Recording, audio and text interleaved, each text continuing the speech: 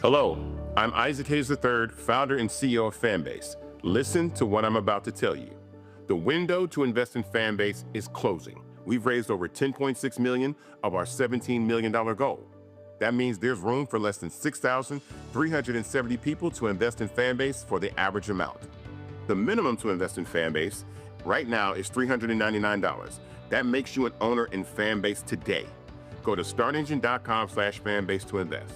Why? Because current social apps have taken advantage of users for far too long, with content suppression, shadow banning, harmful racist content, and no real tools for monetization and equity. Fanbase has over 1.4 million users and counting, allowing anyone to reach all their following and monetize their content from day one. Social media is the new TV, and whoever owns the apps that distribute that content have the opportunity to own potential billion-dollar companies. While big platforms with uncertain futures are failing to serve their users, Fanbase is stepping up to fill the gap. Don't wait until it's too late. Invest now, invest for yourself and your future. Go to startengine.com/fanbase and own the next generation of social media.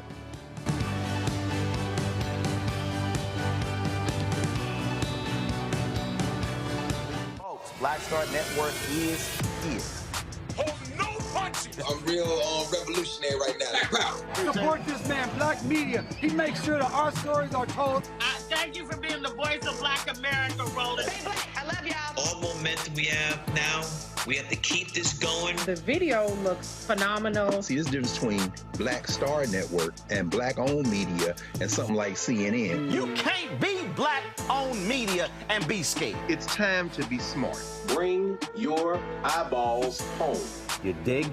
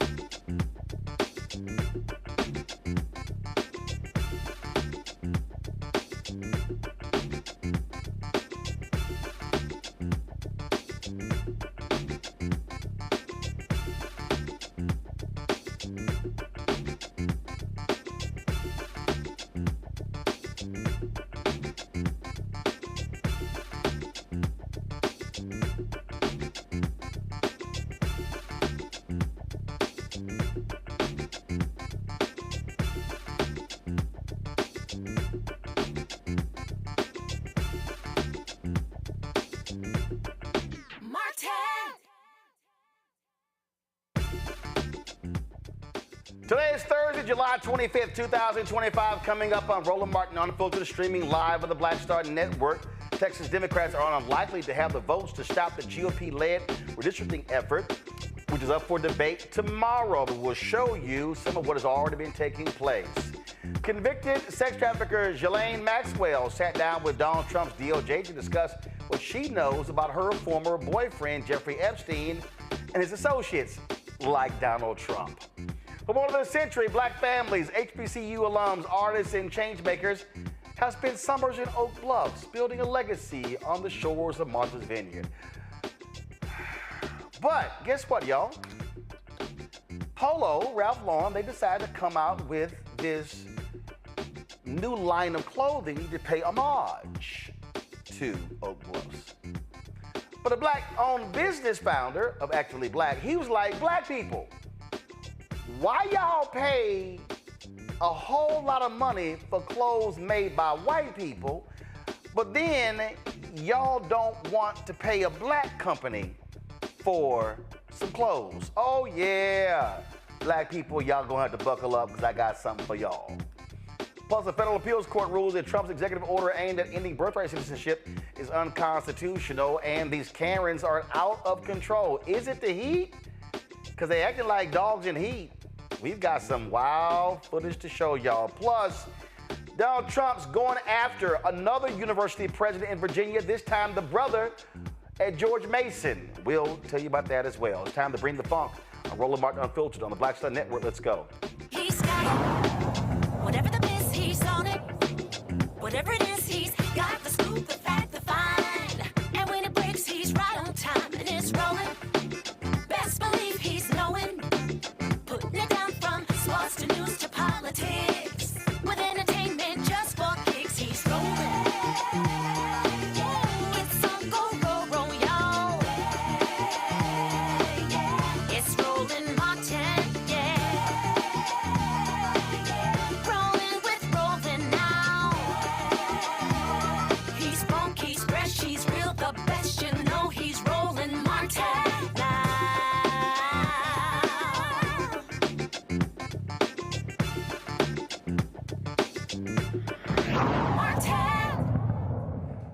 All right, folks, Texas Governor Greg Abbott has called a special session.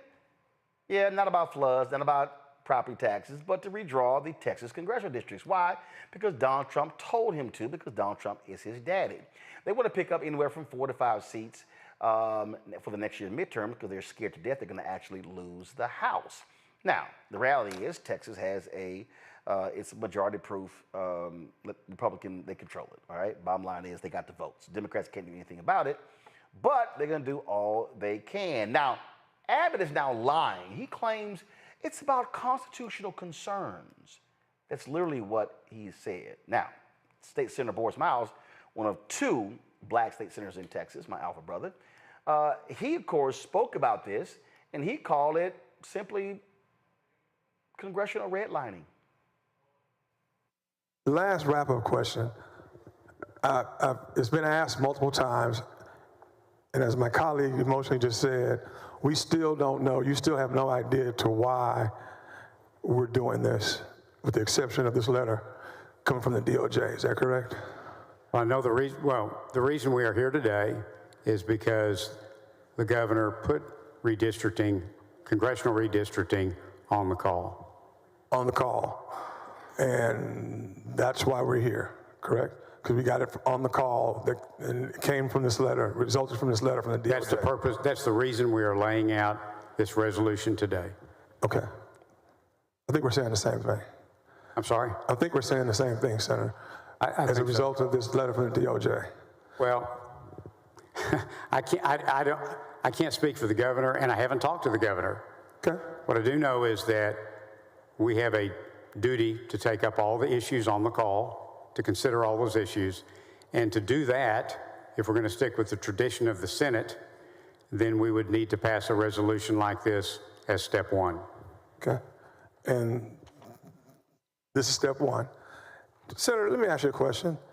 Do you have any idea, were you aware that on this letter from the DOJ that there are 4 congressional districts listed?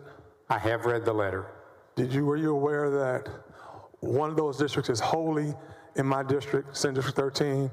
The second one is partly majority in my district, and the third has a slight part of that one in Senate District 13. Were you aware of that? I think you mentioned all that when we talked on the phone Saturday. Yeah. I want to know if the body knew. I'm trying to make sure they understand as well.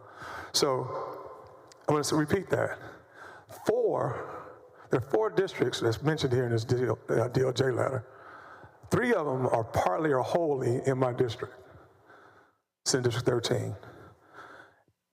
Do you think it's coincidental that Senate District 13, for which 3 of these districts are in, congressional districts in, and that I sit in, do you think it's coincidental that it is the only majority African-American district in the whole state of Texas?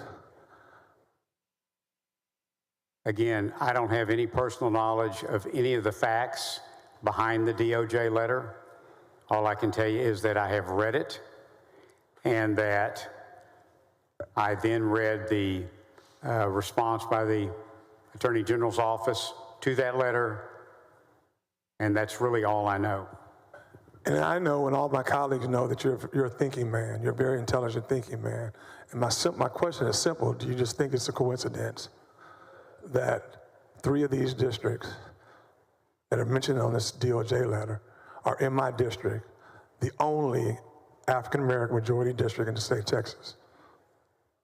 Again, and I speak in all honesty, I have zero knowledge of any data, any facts, anything that the DOJ relied upon to draft their letter to the governor and to the attorney general.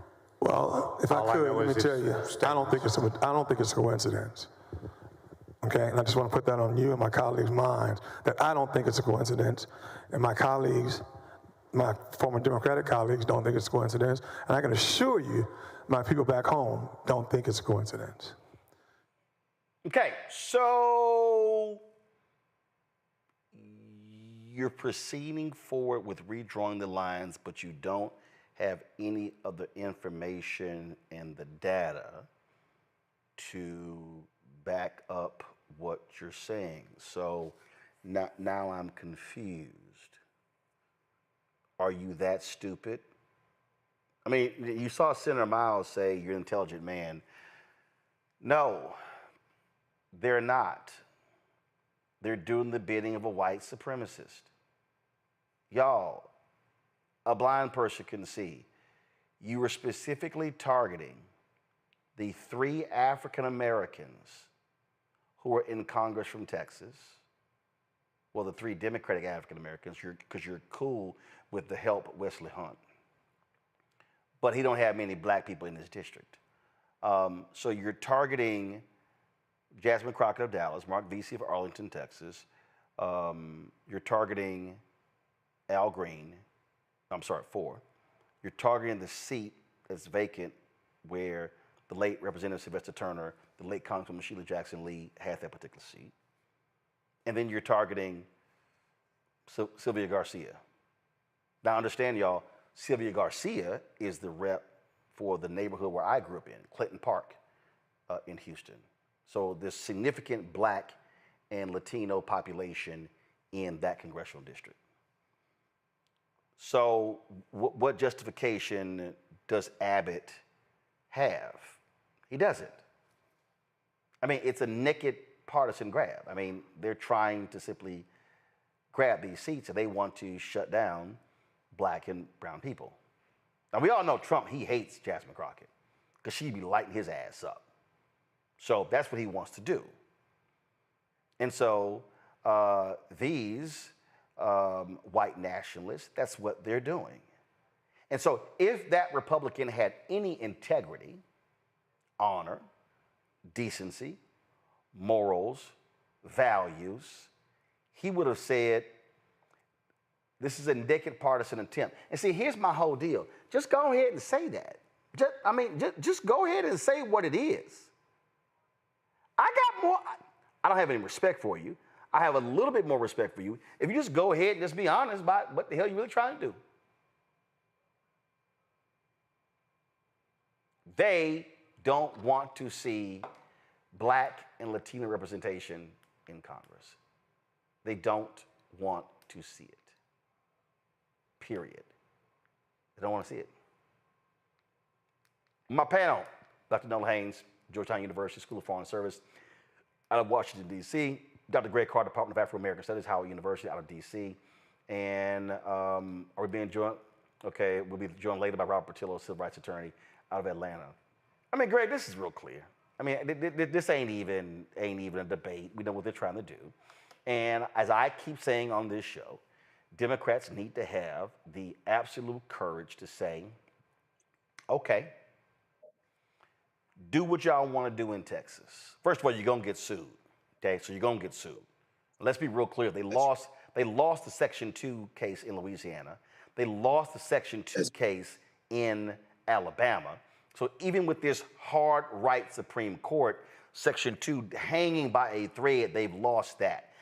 I don't know what argument they can make where it's not an effort to disenfranchise Black and Latino voters, but this is where Democrats in California, Illinois, New York State must respond by saying, okay, y'all redraw the lines. I'm telling you, we about to wipe Republican districts out in states we control. That's how you have to respond to these thugs. Roland, first of all, I will never tire of saying why this network is indispensable to the moment we face in American history.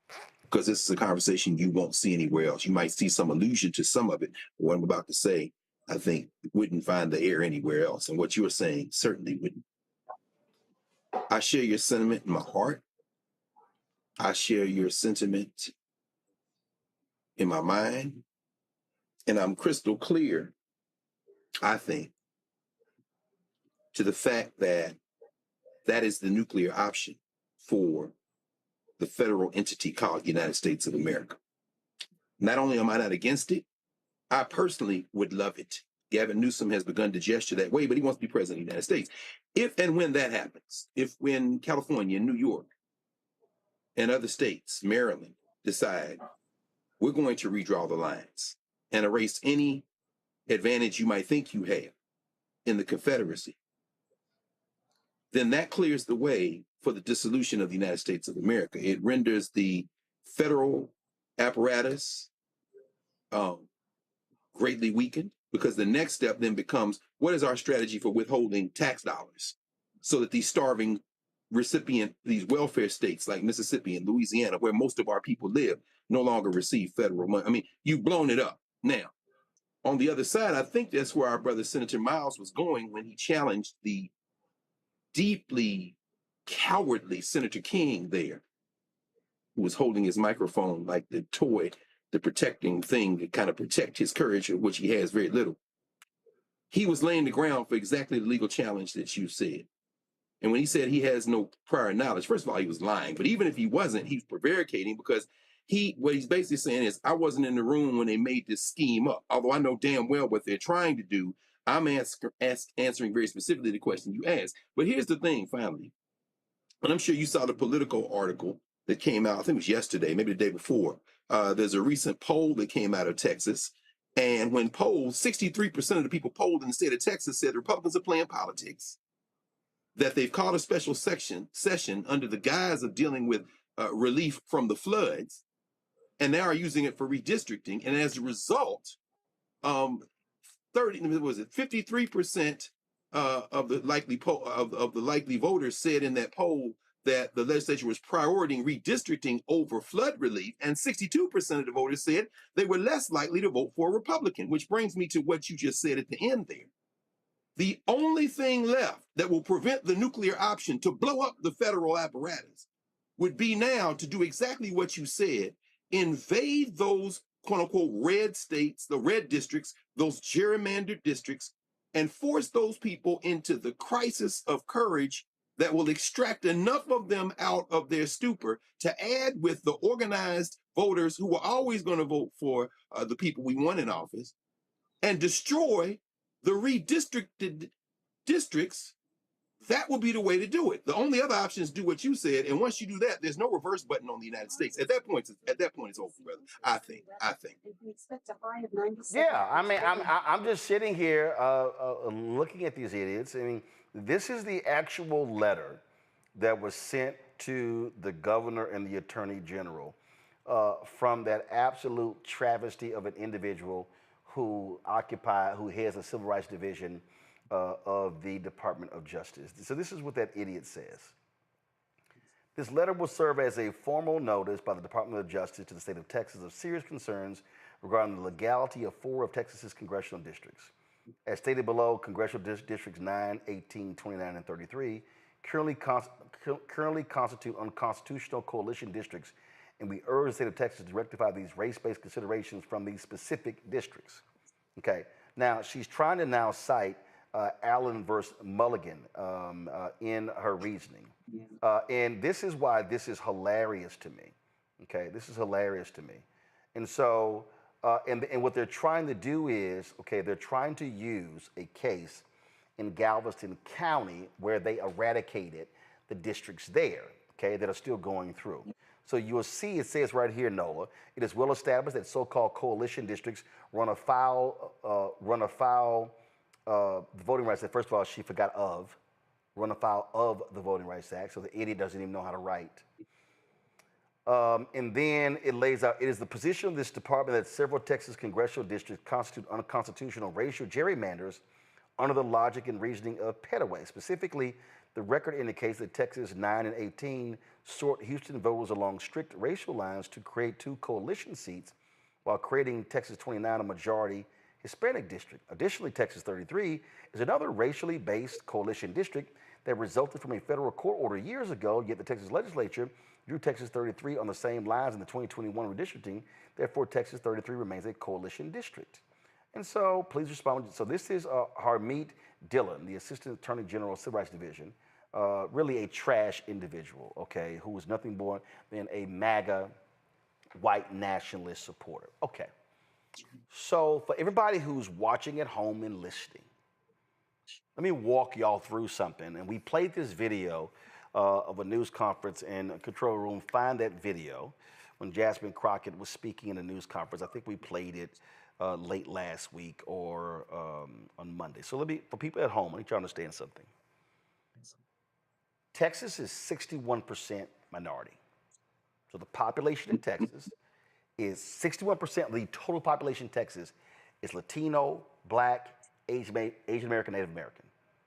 White people in Texas constitute 39% of the state.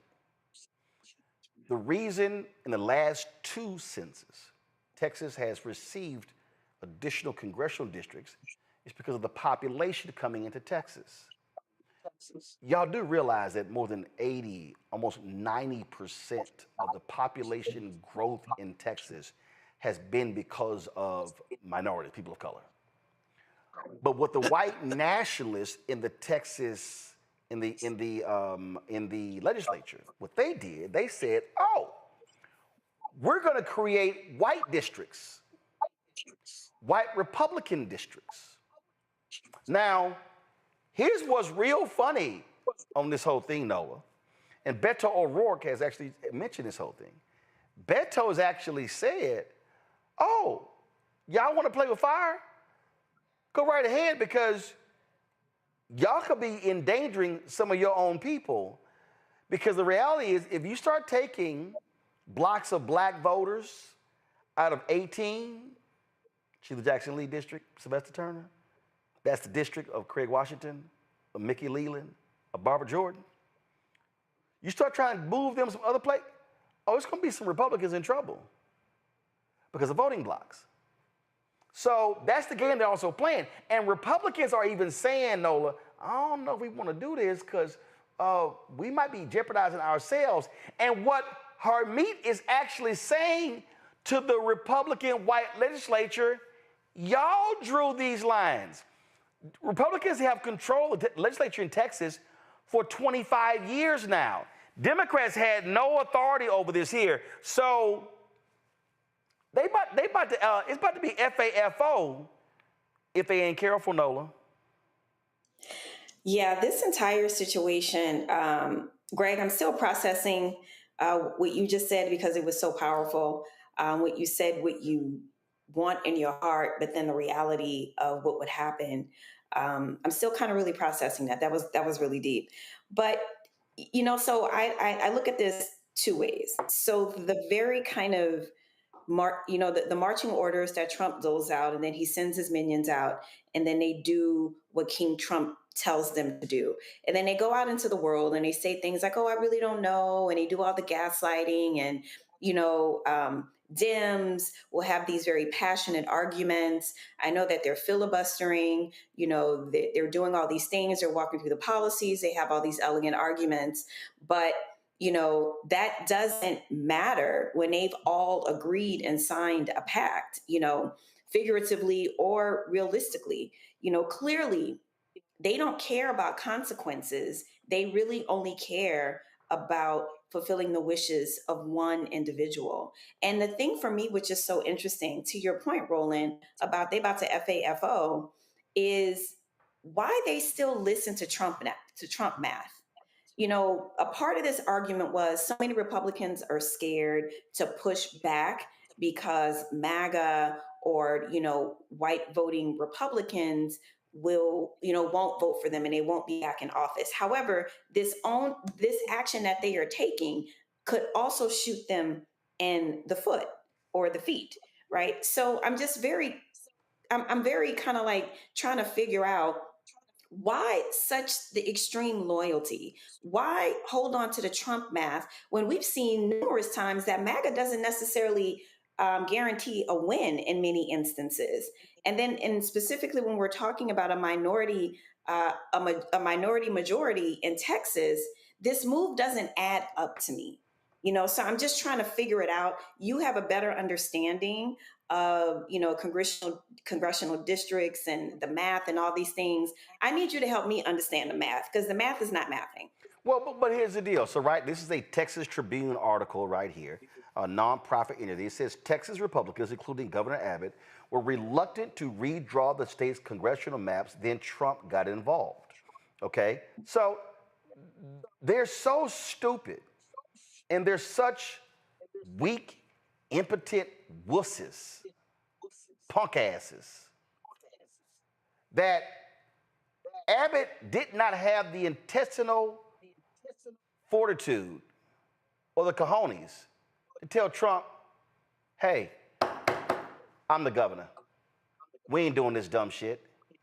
This is stupid. Look at this here. The majority of Texas's GOP congressional delegation was also wary of the idea, with many members concerned that Republican map drawers could miscalculate and spread their voters too thin, thus putting their jobs in jeopardy while trying to flip Democratic seats. 6 people involved in internal delegation discussions told the Texas Tribune. Look at this here. Trump called him, get it done, because that's what he wants to do. And the reality, Greg, is they don't know how to tell the thug no. But this is where I need our people to understand, and we make this point all the time, that we help them when we don't show up. We, and everybody listening, there are more eligible black voters in the state of Texas than any state in America. More than Mississippi, more than Maryland, more any place in America. But we help the Republicans when we don't show up. Now, some of y'all, and I saw this story, New York Times had this big story about how the Obama coalition is fracturing and all these different reasons, and it was like, oh, black people in Milwaukee are saying this is what we haven't gotten from the Democrats. Okay, and a lot of you Simple Simons out there, there you go, you never say anything critical about Democrats, lie. This is very simple and fundamental. This is extremely simple if I'm comparing the two, and that is who supports civil rights and who doesn't, who attacks DEI, who doesn't, who bundles contracts that freezes out black people, who doesn't. I mean, I can play this game all day long. I can literally sit here and walk through and make an argument as to if a generic Democrat is in office and a generic Republican, which one is more than likely going to side with issues that black people care about, is likely going to be the Democrat. Now, you judge every person based upon what their agenda is. But the point that people have to understand here, black people, is when we bitch and moan, tweet, post on Facebook, Snapchat, TikTok, Instagram, Twitter, fan base, every social media platform, Spills, Spoutable, Threads. We complain about stuff. And we complain about the brother being beaten by the sheriffs in Jacksonville. I would love to see the black turnout stats in the sheriff's race in Duval County. I don't care if he black MAGA. See, the issue we're facing here, Greg, is that we are being willing participants in our own demise by sitting elections out and allowing them to be in power. That's right. That's right. In fact, Roland, you said the major thing. That is the most important thing. Your home state, in many ways, certainly in the area of voting rights, other areas as well, but when it comes to constitutional law in the United States of America and voting rights, Texas is the, in many ways, and Al Green said that a couple of weeks ago when we came on the show, Texas is the kind of bellwether and also the kind of forecaster of what's about to happen to the rest of the country. Yep. It's interesting in that letter that you read from that the Department of Justice's strategy is based on Milligan. Because Allen versus Milligan is the Alabama case, as you talked about when you had Shamari Figures on before the election, when he came to the studio after election night, if you've been elected. That is the case, of course, as you reminded us, in Alabama, mirrored in some ways in Louisiana, where they used Section 2 of the Voting Rights Act and applied what they call Thornburg versus Gingell's three-pronged test to establish whether or not you assess after redistricting whether the plaintiff's got to prove that a minority group is sufficiently large and geographically compact to constitute a majority district in a reasonably configured way. Number two, the plaintiffs must show that the minority group is politically cohesive. And number three, the plaintiffs must show that under the totality of the circumstances, the political process is equally open to minority voters. Now, if they put that in that letter, and they did, you read it to us, then Roland, then Nola. The question is, how do you define minority? In the state of Texas, you just told us, Roland, the minority is the whites. Now, what they are doing is previewing in Texas what they are trying to fight in the country. They are about to be the minority. This is the genius of having to study Texas in particular. And your knowledge of Texas politics to the intimate level is just going to grow more valuable moment by moment as we turn our eyes to Texas to understand that what's going on there is a preview of what they're going to do everywhere else. Now, two other things very quickly. The first is Donald Trump is like Bibi Netanyahu. He will do anything not to be in jail. So he is only after anything that will preserve him. So of course they're nervous in Texas. Of course Abbott is nervous. Of course that Senator King fumbling with that microphone as Brother Miles put that fire on his ass very explicitly is very nervous. Why? Because they know there's only so much cracking and packing you can do before them people in your district. And finally, coming back around to where you started a second ago, Roland, the determining factor will be the majority people in Texas who are non-white. But here's the problem. And you framed it beautifully, brother. There's a book I'm reading called Meme Wars now, which talks about how disinformation, if Reese were, she could walk us through a chapter and verse, how disinformation and memes and all this social media stuff is designed to do one thing in this country politically and one thing only. That is to confuse the people who should now understand that demographically, they are not only on the verge of political power, they can destroy white supremacy. Certainly white nationalism in Texas. Our big fight now is to organize and run over these people like the sea. Sure, crack the district if you want. Watch this. All us gonna vote, which means whether any of you vote doesn't matter. And enough of y'all are pissed off. You got children dying from floods. You got nobody handling this. Enough of them gonna vote with us to destroy more districts than them hillbillies can ever gerrymander their way into controlling. Those are the factors at work. But you said the factor. When we vote, we win. The thing here, Nola, that, and why we keep hitting this, because now I'm about to expand it. Young voters. When Beto O'Rourke lost to Greg Abbott for the governor's race, 75% of voters 30 and under did not vote. So the problem in Texas is not that Texas is a hard right red state. It is an unorganized state. It's not been organized, it's not been mobilized. When Beto O'Rourke ran, here's the people gotta understand, there are 254 counties in Texas. Democratic Party only has county parties in 81 of the 254. So you've got more than the majority of the counties in Texas that has no Democratic presence. So, and I'm gonna take y'all back to 2012. This was the night Obama got reelected. I'm waiting to go on CNN. Then Congressman Chris Van Hollen, standing right next to me because he's going on before I am. And now he's Senator Chris Van Hollen. And I say to him, man, if y'all actually would invest in Georgia and Texas, they could be purple. No, not gonna happen. And I was like, excuse me? I said, Representative Van Hollen, there are 2.2 million eligible but unregistered Latinos in Texas. I said, you got 800,000 black people who are unregistered in Georgia. No, not gonna do it. I said, and that's why y'all gonna keep losing those states. See, I need people to understand the map. When I say understand the map, I need people to understand. This, y'all, is if you need 270 electoral college votes to win. Now, let me also help everybody who's watching so you understand what we're talking about here.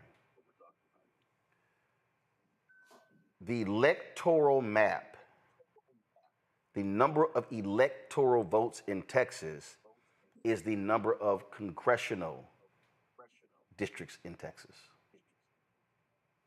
So, you've got 40. I need everybody listening to what I'm saying. Republicans cannot win the White House without Texas because it has 40. California has 54. When you look at the map, Florida has 30. So Florida is 30, Texas is 40, California is 54. Y'all, the reason Democrats can bank, because they can bank on this right here being blue. Boom, right here. They say that can be blue. Republicans bank on Texas being red, and Florida used to be purple, Florida's now red. They know, you look at all this, so you see, so all of a sudden, if Georgia is blue, oh crap, look at the numbers. You see what happened when Ohio became red, when Michigan became red, when Wisconsin, I can't hear Greg. Greg is talking, so make sure his mic is open. No, I said North Carolina too. So you saw Roy Cooper get right. So Roy, that's right. I'm gonna get to that as well. You take Virginia. Okay, Youngkin won Virginia, but the reality is Virginia is blue. Folk, you look at this here. Why are these Western states so important? Arizona is 11 electoral college votes. Nevada is 6. That's 17. So I'm just walking y'all through like this is class, okay? So look at the numbers here. Nevada is 6. Arizona is 11. Georgia is 16. That means that Nevada and Arizona constitute one more electoral college vote than Georgia, 1716. Now let's go to the Midwest. Why must Democrats stop being so focused on Midwest? I'll tell you why. Wisconsin, Minnesota, and Ohio constitute, you see it right there, 32 electoral college votes. But because of population shifts, those three states are losing population. Illinois is a blue state. Here's the problem with Illinois. Illinois is losing population. So the problem nationally that Democrats are going to have is that Florida is going to get more people from population. North Carolina is going to get more people. Georgia is going to get more. And they're actually moving to Alabama, Mississippi, but also Texas. So the next census, I need people listening to me very clearly right now. The next United States Census, it is projected that blue states are going to lose 12 electoral college votes. California, Illinois, New York State, Michigan. And we'll see what happens with Wisconsin and what happens with Wisconsin. That's 12, which means that you're going to have to replace the 12. So this is not just about who controls the House. This is about how do you also control the power on the state level. And so, Nola, what I have been saying to big money Democrats or progressives or independents, whatever you want to call them, that if they were smart, and a lot of them are, and have to be serious, they have to simply do what the black folks in Georgia did. Stacey Abrams, Warnock, and others, the New Georgia Voter Project. You have to, literally, they have to go into a room and say, we're going to allocate $100 million. And we're going to move 1,000 people into Texas. And we're going to fund them over the next 4 years. And we have to flip 300,000 to 500,000 votes in the state. The voters are there. They have to do the exact same thing next door in Louisiana.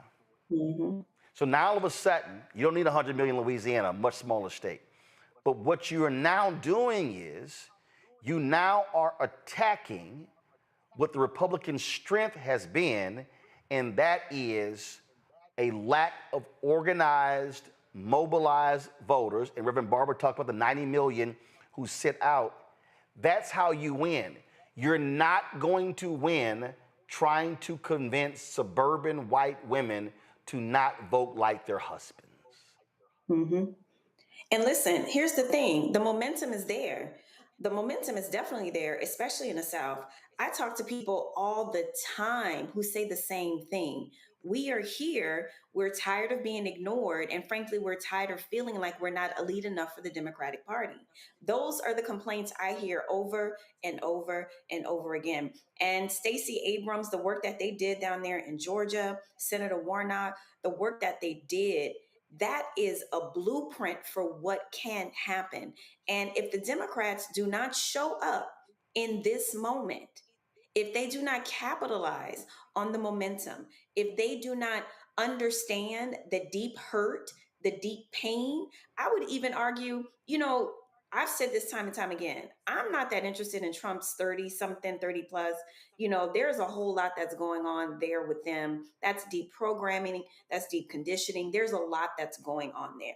But what I will say, for the folks who were looking for something different, who weren't necessarily MAGA and who voted for Trump just because they thought it would be something different from what was happening, they might be amenable, those folks who live in the South, to make a choice to vote for Democrats because they are hurting, they are suffering, and they also feel betrayed. But I absolutely agree 100%. The way that the party has thought for far too long that the South is lost, that it is a foregone conclusion, that is not correct. You have people who, it's the same argument that the Republicans made The last cycle and the cycle before that, especially the cycle before that, that people just want to be seen. Now, I don't know if that was just a favorable talking point, but I can tell you from my own experiences, from just talking to people all over the country, they want to be seen and they want to be engaged with. And I'll just say, one last thing. When I was canvassing in North Carolina, I saw it for myself. When you would knock on the door and just simply just spend time with the person. And I mean, beyond just knocking on the door and giving them some information really, really quickly and going on to the next door. I mean, spending time talking about policies, talking about local races, not just knocking on doors 5 minutes before an election. It can be done. The party just needs to have the appetite to do it, because to your point, we will lose valuable seats that we need, right? And where will you make those up? I don't know at what point the party decided that the South wasn't like us. I don't know when that was exactly decided. I mean, I know that it was, a series of things that happened, but that thinking needs to be reversed, and it needs to be reversed now, because people are genuinely hurting. They are genuinely scared, not knowing what's going to happen. And states where there are military bases, states where there are DOD presence, there are people who not only have you taken, their funding for lunch away, Head Start and all that, and thinking that maybe the military might be an option. With this Secretary of Defense, with this president, people are also rethinking that option. So you have to go there and give these people options and spend time with them. So the South is not lost. So let me show people this here. And again, and I need people, Robert Patillo joins us right now, and I'm taking the amount of time I am on this because I need everybody watching and listening to understand that what we're literally talking about right now is the future of the country. So this is the Texas county map. I told you there are 254 counties. So I'm gonna zoom this in, okay?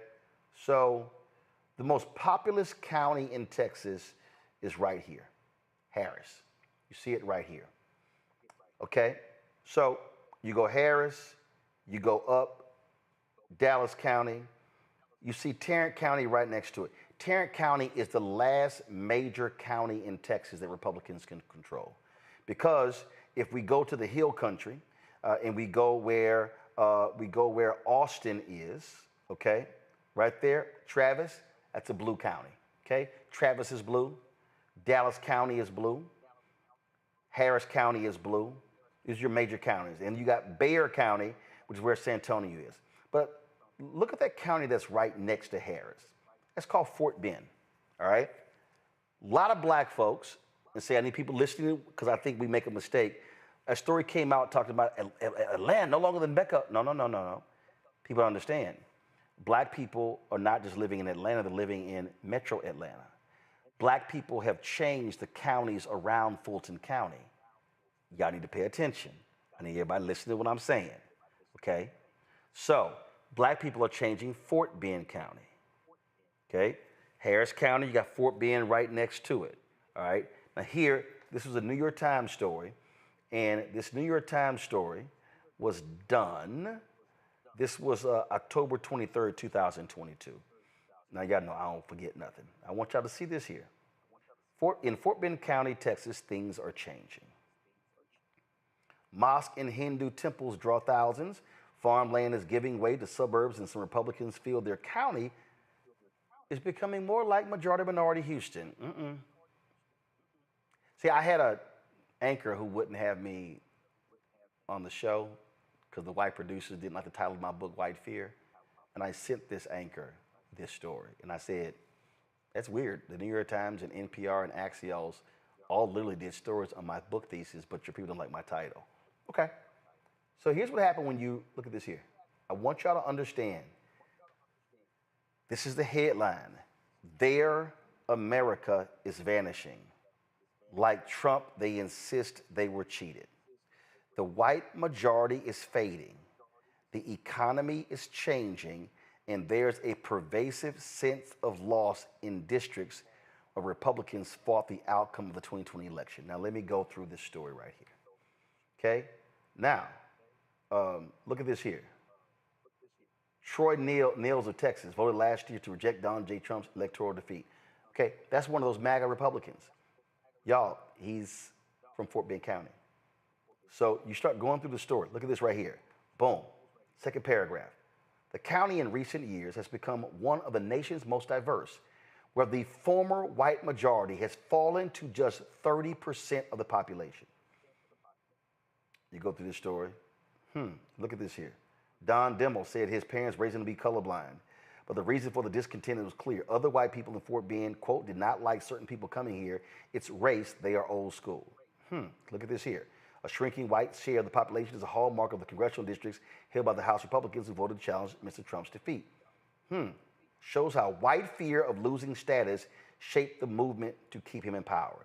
But they didn't like my book, which is called White Fear. Look at this here. The portion of white residents dropped about 35% more over the last 3 decades in those districts. You keep reading this story. You keep seeing this story. Things changing. But I'm going to show y'all something in this story. And again, stuff just sort of sticks out in my mind when I see these stories. Of the 12 Republican-held districts that swung to minority white, almost all California and Texas, 10 were represented by objectors. Keep going. Lawmakers who objected were also overrepresented among the 70 Republican-held districts with the lowest percentage of college graduates. Okay. Let's keep going. Look at this here. Start looking at numbers. Okay? Numbers. Now, in this same story, it talks about the percentage in Texas. It talks about, how things change. It talks about the people moving in. There was a quote from somebody in this story who literally said, we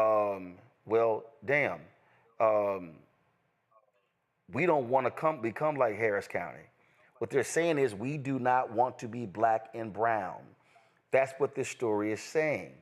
Okay, look at this right here. The same distrust drove feelings about the last election. He said Democratic elites in the big cities. They love saying the big cities, but guess what? Blue counties, 71%. First of all, no, I'm sorry. Blue counties in America provide 71% of the GDP to America. So they love shitting on blue cities, but they love blue money. Republicans hate black people in Jackson, Mississippi. But guess what? Jackson, Mississippi funds the state of Mississippi. So the point I'm trying to walk through, Robert, here, y'all experienced this in Georgia. Georgia was controlled for the longest by rural white conservatives. And it wasn't until rural blacks were organized when they changed the law to automatic voter registration. It was like 28%, 20% of the state wasn't registered automatic registration. It dropped to 2%. Then you begin to see, it wasn't just Fulton County. You begin to see black folks flexing power in the surrounding counties. But it had to be, Georgia had to change because it was a mix of city and rural. So the blueprint for Texas, for Louisiana, for other places, is that you have to recognize you can't just talk to black people in big cities. You must organize and mobilize it in rural cities, rural towns. But also, most important, Robert, that is, we have to go to black people. Listen, Obama won North Carolina by 14,100 votes because black people in those rural towns, they actually voted. We have to get our people to understand the moment we sit out a single election, we're literally writing our own obituary. You're absolutely correct. And a big thing that I think people have to realize is that the thing that changed in Georgia is that we started campaigning on local issues in local areas. You can't run the same campaign in Brunswick, Georgia, that you're going to run in the Bronx or Brooklyn or in Georgetown in Washington, D.C. You can't be down in Lowndes County talking about San Francisco talking points. And what we end up with in national campaigns is this silencing of voices that are outside the orthodoxy of what the consultant class tells us we're supposed to be talking about. So in the last election cycle, we were down in Georgia talking to young black men, just kind of hanging out, trying to motivate them to vote. But there was nothing in the national party platform that they felt talked directly to them. And of course, you can dig down into things and find points of that, which we did. But they wanted to hear upfront, loud, and outside what they cared about. And that's what motivated them. Look at what Trump did on the other side of the aisle. He was able to pull in people who have never been conservative a day in their life because he spoke the language they wanted to hear. He addressed the issues that they cared about. So for the party orthodoxy, I think that they're going to have a soul-searching moment where they leave the big cities, they leave the cocktail parties, they leave the Ivy League institutions, and they go talk to the actual people that they want to vote for them.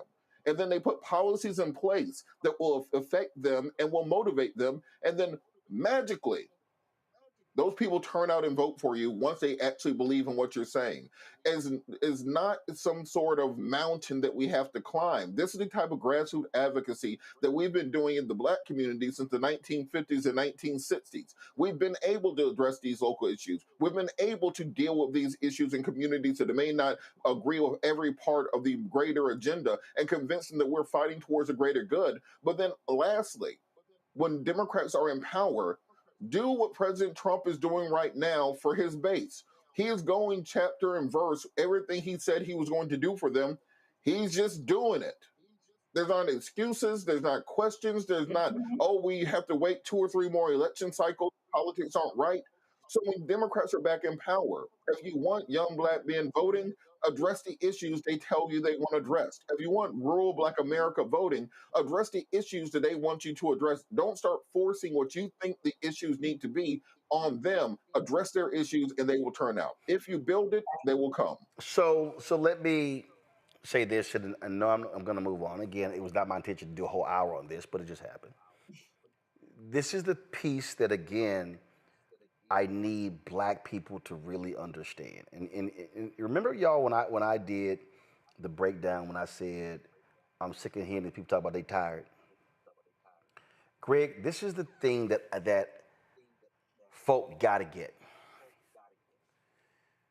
If you step back and actually study black communities, the reality is that there was a group of black people who were really responsible for mobilizing and organizing black communities. In many ways, the structure was the black church, it was the NAACP, and it was other black organizations. When Black Lives Matter began to really rise up, I remember having a lot of conversations with folks who were complaining about the organizations and the churches. And folks were saying, no, we're moving towards decentralized leadership. And they were talking about all these different things. And I said to them, all that sound great, but somebody got to make a decision. So here's where we are. And this is not talked a lot about in black communities. It's not talked about. That generation is becoming ancestors. So the problem is you had an infrastructure that was 365 that, to Robert's point, Greg, they worked the city council election, the school board election, the county commissioner's election, the DA's race, judicial races, state rep, state senate, gubernatorial, House, U.S. Senate, president. And what is happening is a younger generation has said, oh, we don't need to do that stuff because we've got social media. But here's the problem. You don't control the algorithm. Exactly. So when you are having town halls, community meetings, precinct blocks, precinct captains, going door to door, doing those things, you are literally touching your people. You don't know if you're talking to a real black person or a bot on social media. And so when we talk about, because in the last 5 elections, we've seen a drop in black turnout. So what I need all of us to understand is, and again, I'm using my parents as an example. My dad turned 78 in April. My mom turned 78 in November. They worked the polls, they worked elections, they ran phone banks. They did all that stuff when they were in their late 20s and 30s. So you're talking about 50 years of community activism that has to be replaced. And that is a major reason why our communities, Robert is right, Nola's right, not just Democratic policies, but our communities are not organized and mobilized because the infrastructure, the people leading it, are passing away and retiring, and they're not being replaced by the next generation.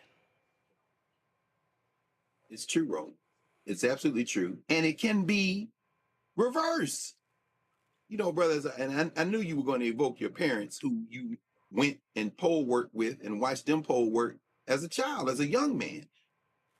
Texas, man, I keep coming back to Texas. You know, the tale of two doctors, both of whom went to Meharry. Lawrence Nixon, y'all know the Supreme Court case, the voting rights case out of Texas, Nixon versus Herndon, and the brother Dr. Lonnie Smith, the Smith versus Allwright case, right there out of Houston. I tell you, brother, listen, if y'all ever in Houston, you got to go by the Gregory School, the old Gregory School, which is a museum. They have a beautiful exhibit which walks people through exactly what you just been saying. Both these brothers, NAACP, in the case of Dr. Smith, you know, he went to Prairie View. I think Nixon went to Wiley College.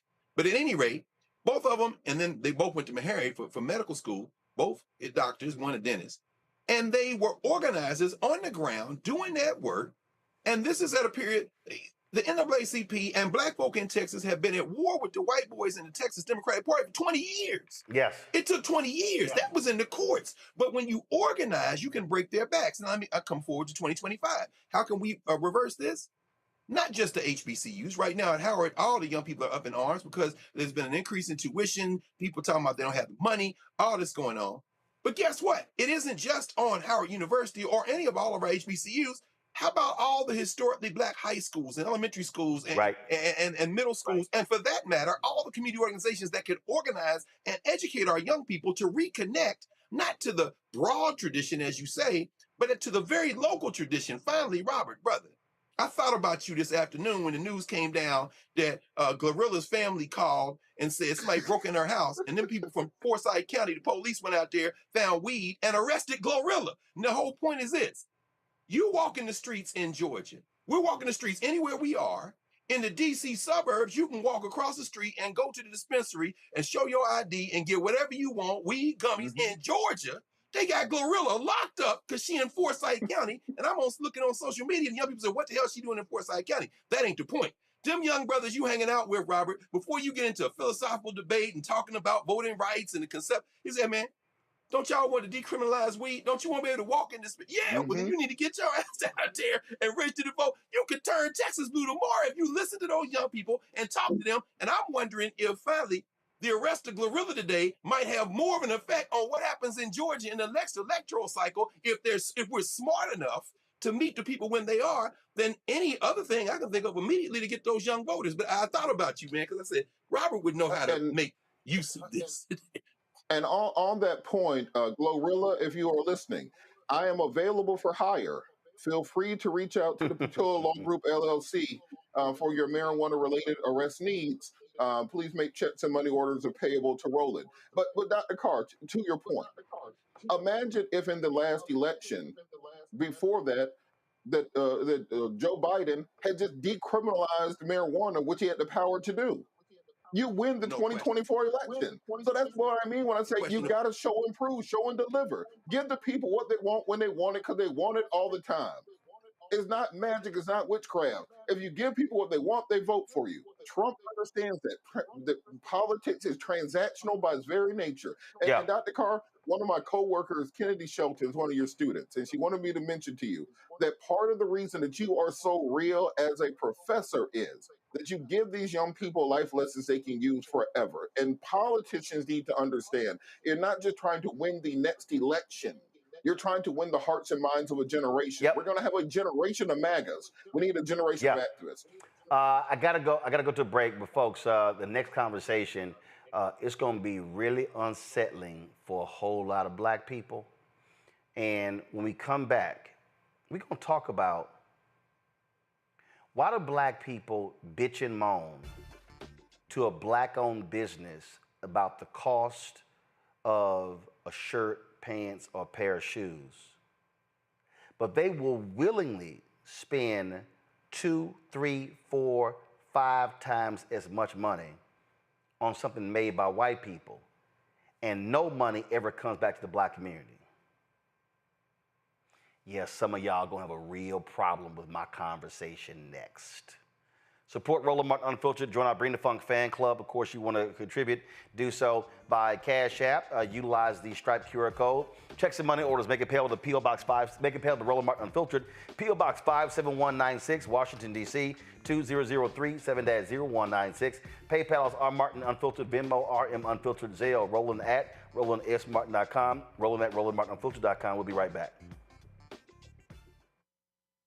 This week on The Other Side of Change. Zohran Mamdani, the New York City mayoral race, and this progressive wave that has sent such a shockwave through all of New York City and really the rest of the country. Jamal Bowman is going to help us understand what this mayoral election means and how we make sure that it translates across the nation. Can you imagine national Democrats like identifying themselves as having flavor or riz or swag? Like, absolutely not, right? So hopefully the city does what it can in November to help resurrect this dying party and honestly just resurrect our democracy. Only on The Other Side of Change on the Black Star Network.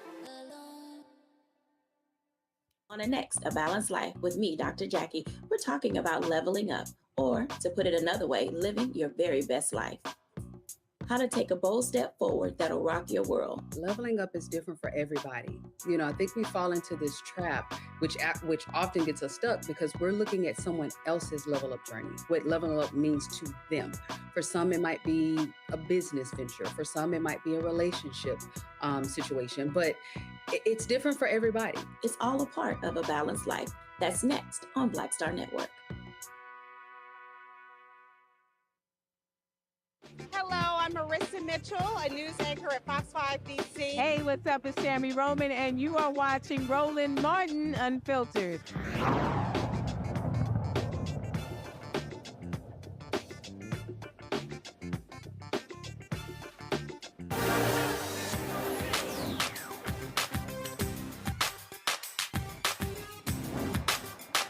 Being frozen out.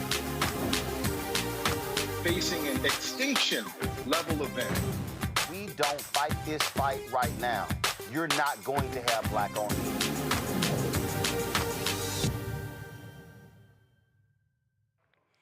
Okay, this segment is called Where's Our Money? And normally in this segment, we're talking about where's our money when it comes to businesses, advertising agencies, things along those lines.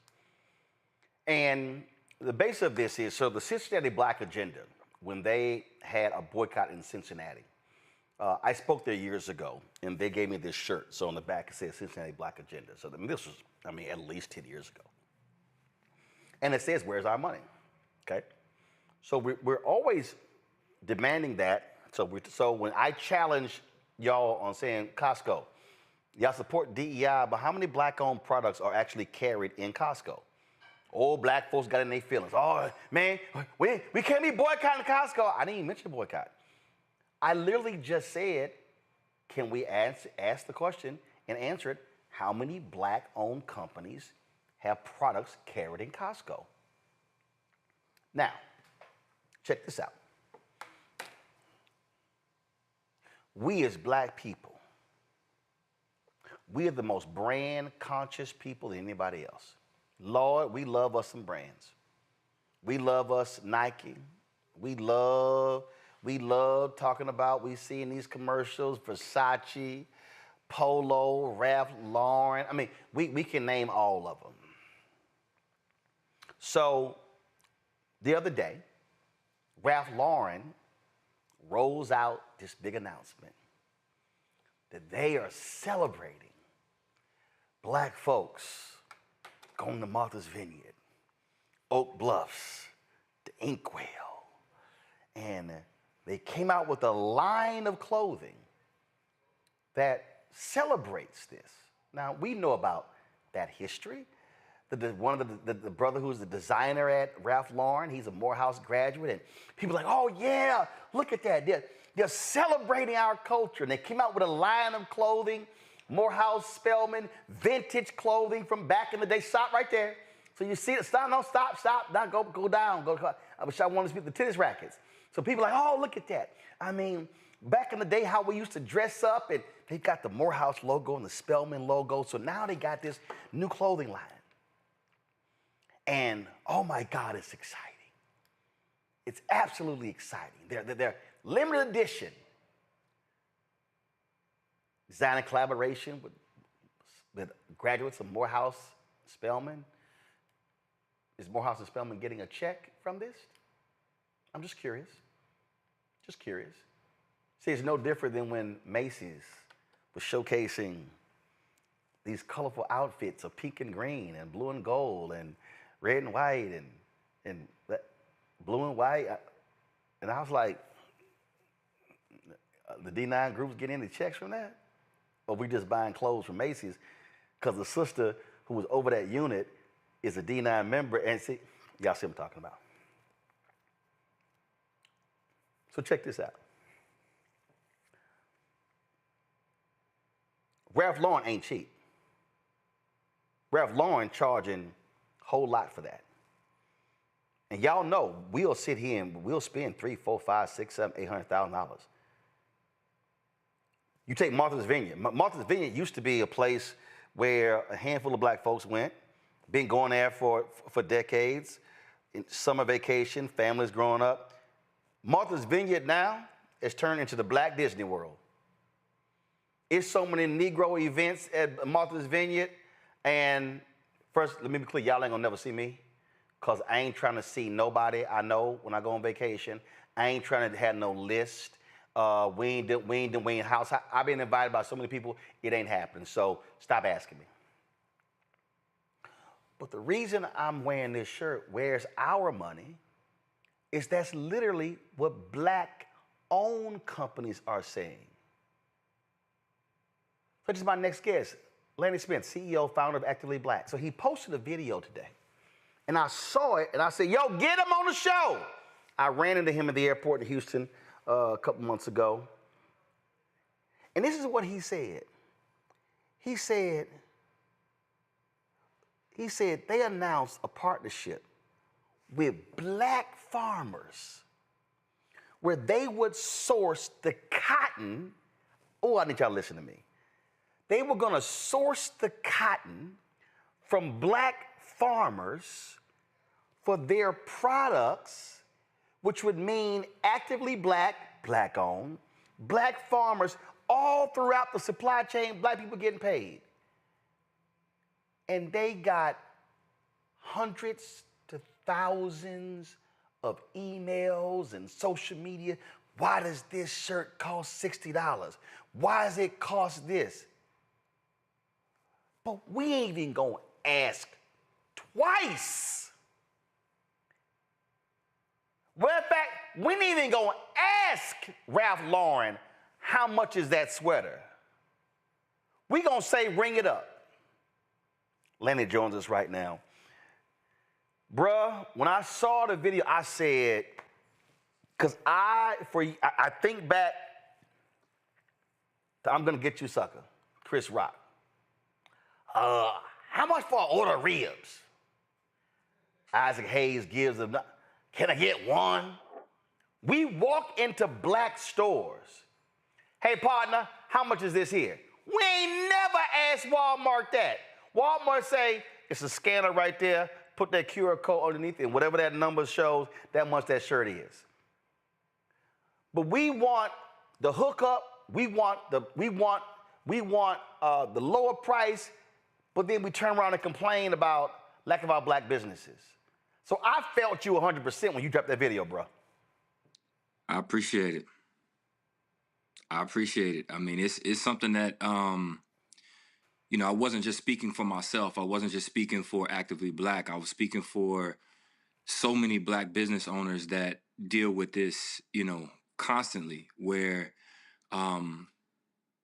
it seems as though our people don't value us the way that we value other people's goods. And, you know, it's problematic. You know what I mean? It's like, you know, I talked about the Ralph Lauren collection and gave props, you know, to those HBCU alum that are over there that created that collection. The collection is beautiful. I don't have no problem with them or the collection. But to your point, they have a shirt that's $128. And so I was just really confused as to how we get so much pushback and criticism for our shirt that's $60, asking why it costs so much. And when you look at the data, McKinsey released a report last year that showed that Black America spends $30 billion annually on apparel and shoes. That's every year we're spending $30 billion. And it was showing that the trend is actually growing. So by 2032, I think it's going to double. And it made me think, we don't have a single Black-owned apparel brand that's worth $1 billion. But we collectively are spending $30 billion a year on apparel. And, you know, we've taken the stance with Actively Black from the beginning that we were not asking for a seat at the table. We're building our own table.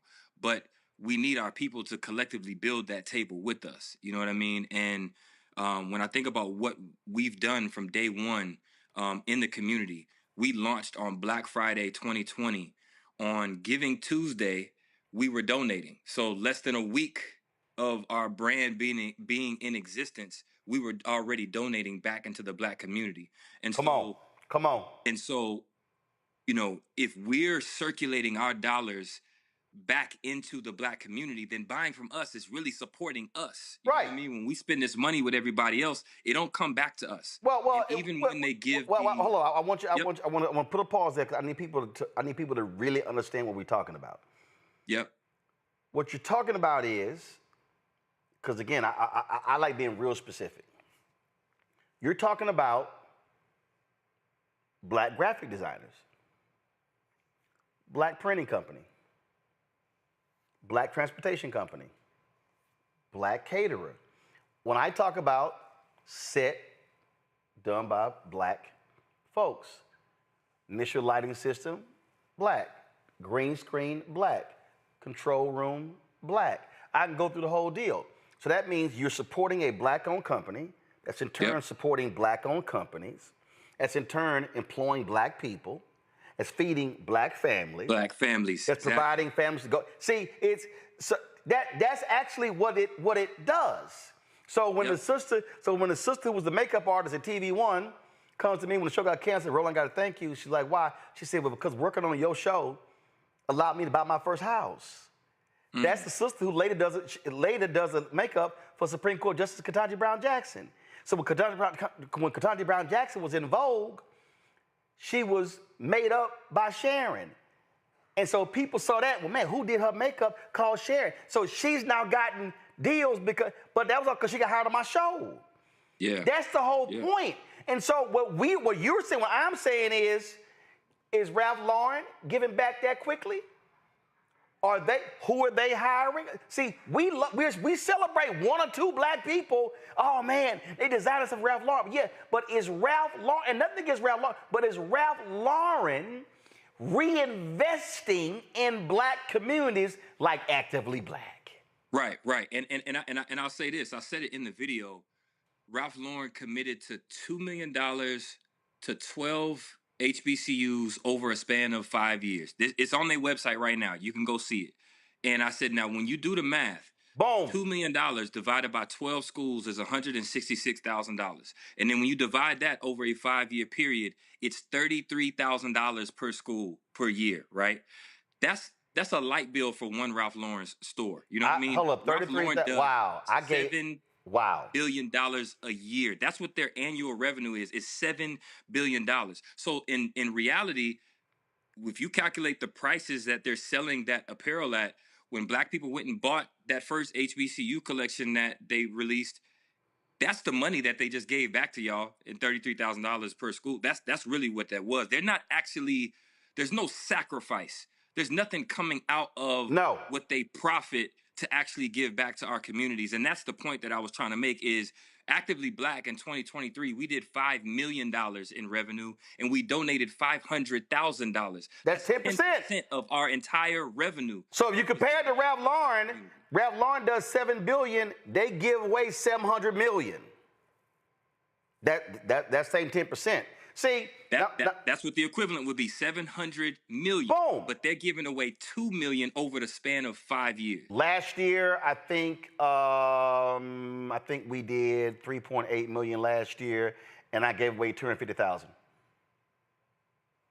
to black organizations, and that's what you don't understand. Now check this out. Y'all go to my iPad. So this is Dapper Dan. Dapper Dan, well known in Harlem, how he was redesigning stuff and without permission. So Louis, Gucci. So what happened? Dapper Dan does a deal with Gucci. Oh, it's celebrated. But guess what Dapper Dan said, Lan? He gave an interview. He said, I had to do the deal with Gucci because my own people were never going to pay the price for my products if it didn't have Gucci on it. If it just had Dapper Dan, they wouldn't do it. And so that's what your video is saying. We as black people, we talk about the black tax that black businesses have to confront. When we as black people, we apply the same black tax to our own businesses. Yep. And that lack of, I gave the analogy that we're comparing black-owned businesses. The things that you constantly hear is whether it's the quality, the customer service, all those different things, right, that you're comparing to these multi-billion-dollar brands, right? And it's a situation where how can a black brand scale to the point where they have the resources to now hire a full customer service team? Boom. Where they can improve the quality of their product, where they can do all of those things. Damn, man, why it takes so long for y'all stuff to come? Well, there's a reason why you can order at 11 o'clock at night, and that product for them is going to ship at 7 o'clock the next morning because you have an entire infrastructure behind that to service those orders as opposed to what you, that's right. So you trying to compare me to them, and as you point, they do $7 billion, you do it $5 million, and you like, yo, why y'all ain't the same?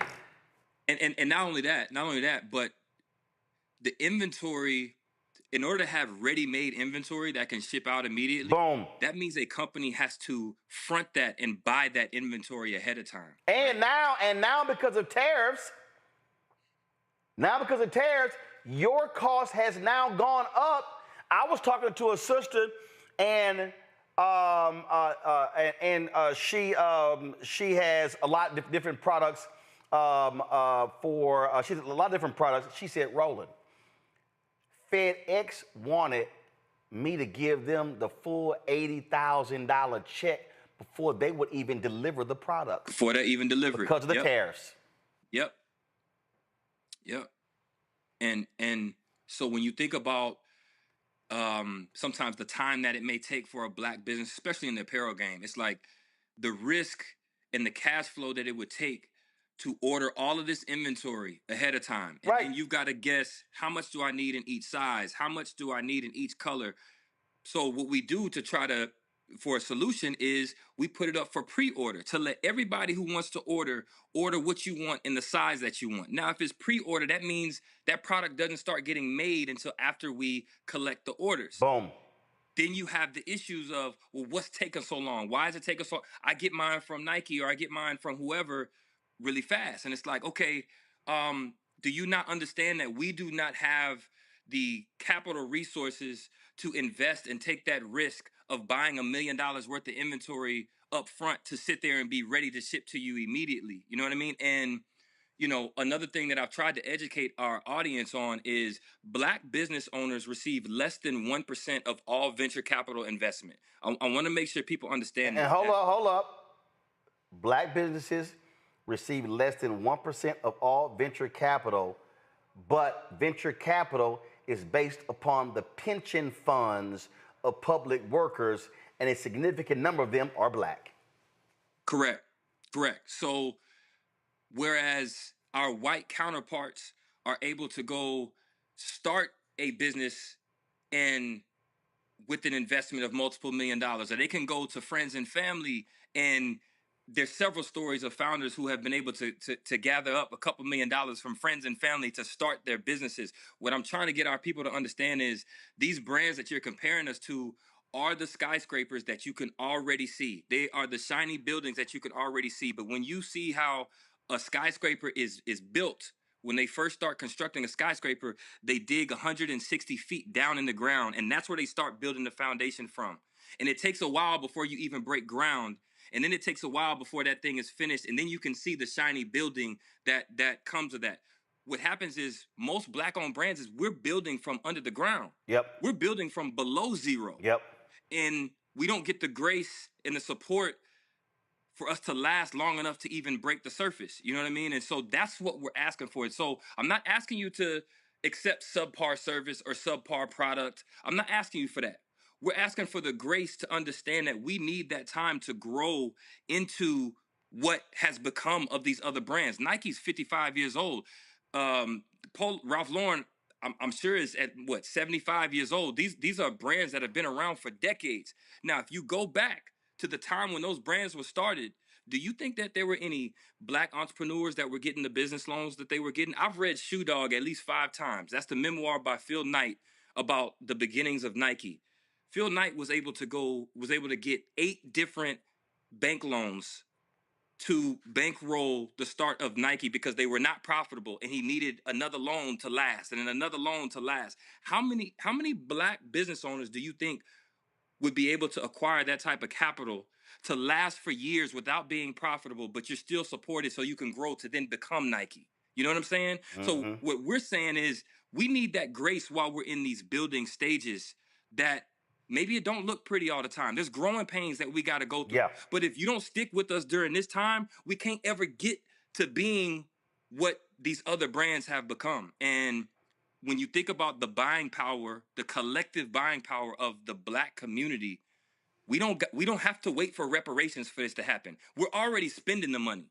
So why not spend it with brands that are actually for us and by us and are circulating those dollars back into our community? That's all we asking. Here's a perfect example. You can tell I've worn these shoes. So we featured Rock. I'm gonna go to our panelists too with questions next. We featured Rock Deep Global on this show, and I have worn these black and gold shoes. They make all around the country. Man, folks, stop, man, those are fire. I mean, I've gotten more compliments on these shoes than any pair of black and gold Nikes I have. Here's the problem. Rock Deep Global don't have the capital. The problem is, I talked to the brother. He said, man, in the athletic shoe game, you got to have so many SKUs. You got to have so many colors. You got to have so many sizes. And guess what? I just sat here and I pulled up, I was Googling something, and boom, somebody drops a video. It's Rock Deep Global. Are they stealing from customers? And so it happens all the time. And so what happens is, a black-owned company like yours, you now got to deal with folk. Are you stealing? Man, what's taking so long? All this sort of stuff along those lines. And yeah, we will sit here and tear our black-owned business down It's different if someone is offering a customer service critique. But what we are seeing, and what happens is when we're talking about how we will actively spend crazy amounts of money with white companies, and man, we good. But to your point, we'll go, man, I ain't spending $60 on that shirt. Man, I've got some Nike shirts. I'm going through Dick's Sporting Goods, and I'm like, that shirt's $72? Right. And those pants are $84? And on top of that, Roland, the other thing that people need to understand is the economies of scale, right? So because Nike is doing, I think Nike does $50 billion in revenue. So the amount of product that they move, everybody can understand you get a discount for bulk buying, right? When they're getting their product from their manufacturing, they're getting it at low prices. So they're actually overcharging us based on what they're actually able to get their product for. For Black-owned brands, we're not moving that type of volume. So that means it actually costs us more to make the same product. You know what I mean? And so our profit margins are much, much thinner. Yep. So when we're pricing at what we're pricing it at, it's because in order for us to provide a quality product, in order for us to pay Black people a livable wage, in order for us to then give back to our community and make a profit, how do you expect us to be able to do that if we don't price our product at a place where we can make that profit? Because here's the issue we're facing with Actively Black. The brand has been growing at such a fast rate that we have been behind in keeping up with demand, right? If we charged what we really should charge for our product, we would have more profit margin that we could reinvest into ordering more inventory so we can meet that demand. But if we have to be slim on our margins, where's that buffer that we can then go buy more inventory to meet the demand? We're having to recycle our profits right back into inventory. You know what I'm saying? And so, some of it is some of it's education. Some of it is our audience needs to understand what happens in the supply chain, what it costs to actually do the business. And there's a lot of them that don't know. But even if you don't, what my message is that we should value ourselves more than what anybody else is doing. And when you think about even some of those high-end luxury brands, a study just came out not too long ago. It said 75% of luxury spending is being made by middle class and low class on the socioeconomic scale. 75%. 75%. That means we spending the money with everybody else. We're just not spending it with us. And when you actually peel back them layers, half of that Italian leather is actually coming from Africa. You see something that's made in Paris, made in France. Guess what? France don't have no gold mines. I see. That gold comes from Africa. If you could see Greg Carr right now, he about to explode through the screen. The gold comes from Africa. The diamonds coming from Africa. The leather's coming from Africa. So what you're overpaying for, thinking that this is aspirational to be like somebody else, is actually coming from you. It's actually coming from us. They steal the culture, repackage it, and sell it back to us, and we're willing to pay a premium to feel better about ourselves because we're wearing somebody else's stuff. But you don't know the whole time you are the sauce and the seasoning that they selling. This is on the Actively Black website. I'm going to go to my panelists next. It says right here, 100% organic, black-grown cotton, premium cotton, made in America, sustainable, from the seed to the stitch, dirt to the shirt. You see right here, and again, premium cotton made from cotton grown by Black farmers. Folk, that means they are supporting Black farmers. We keep talking about losing Black land, support our Black farmers when they get their federal money. So when you buy Actively Black product, you are sitting here also supporting the Black farmers. Let's go to our panelists. Let's go to, I'll start with you, Nola. I've really been wanting to talk about this since the news dropped about the Oak Bluffs Ralph Lauren line for a lot of reasons. And thank you so much for everything that you said and all the love and attention that you put into your clothes. I think is very special. I think it's definitely needed, and I definitely understand all the growing pains. I understand supply chain problems, all the things. My 2 points are, and there's a question in there. Unfortunately, I think about this the way that I think about our current situation in politics.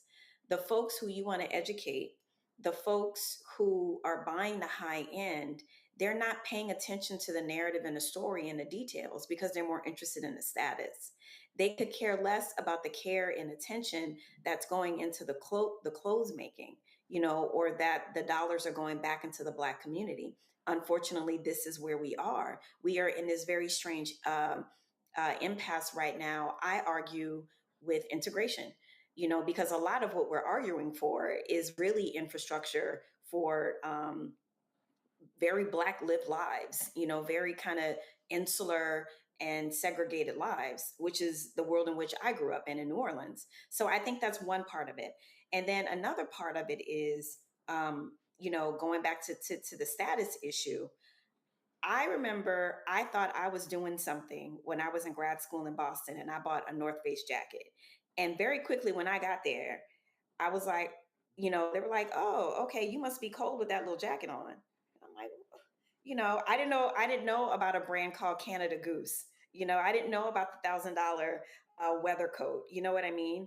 And so again, it goes back to this whole thing about status, about how does the world perceive you? Do they perceive you one way in a North Face, and do they perceive you another way in the Canada Goose? Right. So while it is some of these things that you all listed, we have to figure out how to take that status away, from people who feel like that piece of clothing make them feel special. Here it is. Cotton, here it is. Cotton is cotton.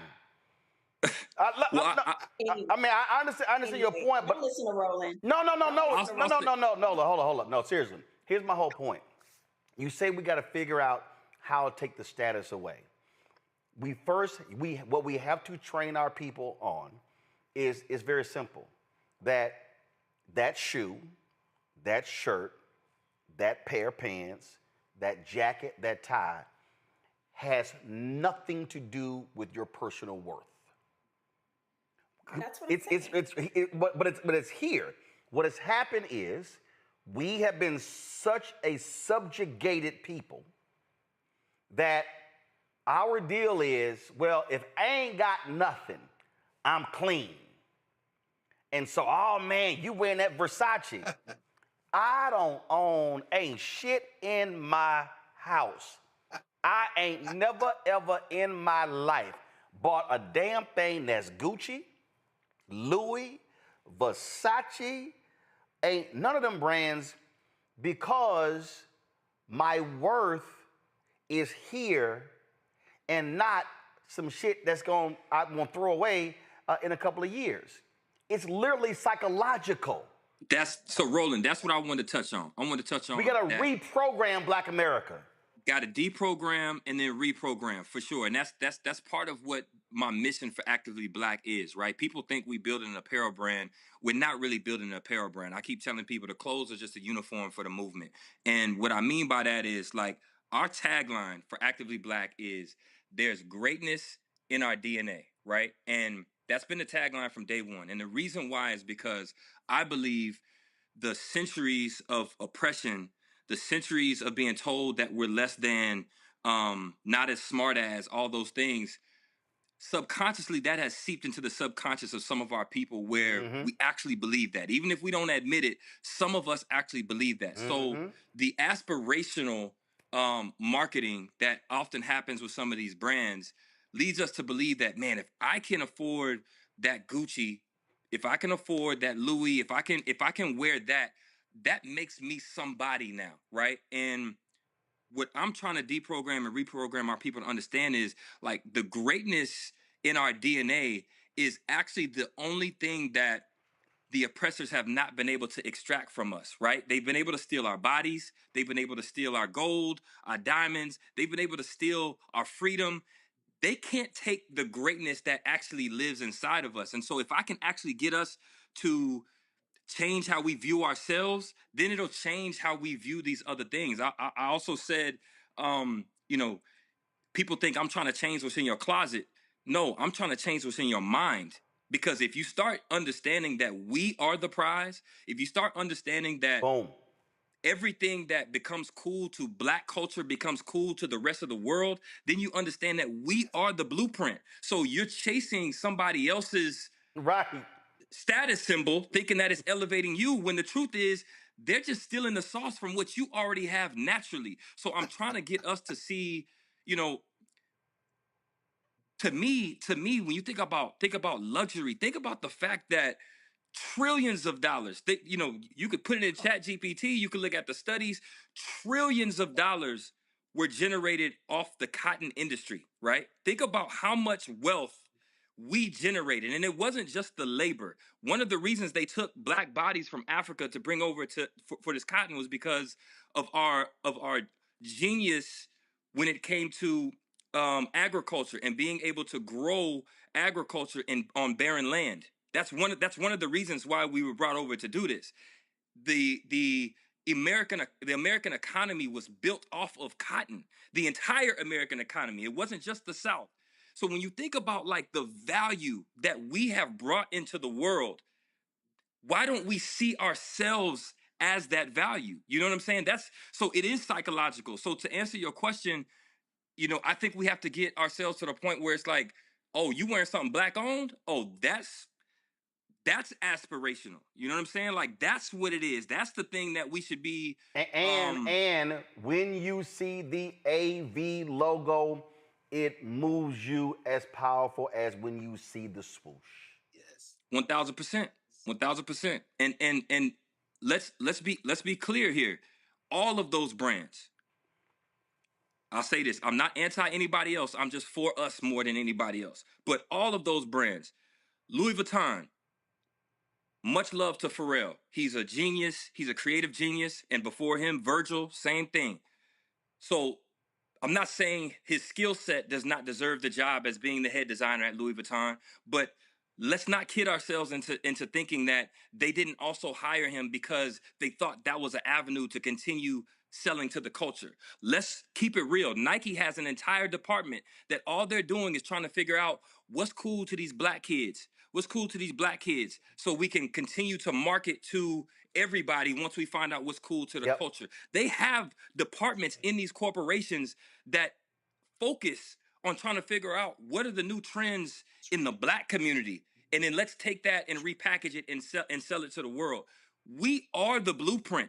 And I'm just trying to get us to see that. You know what I'm saying? Like we can build our own Louis Vuitton.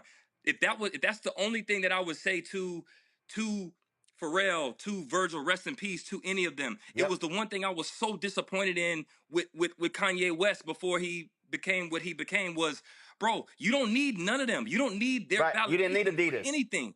We got this. You know what I'm saying? And who's going to be the one to stand up and say, I'm going to do this for us, with us, for us. And if it's got to be me, then I'll take that role. Robert, you're on mute.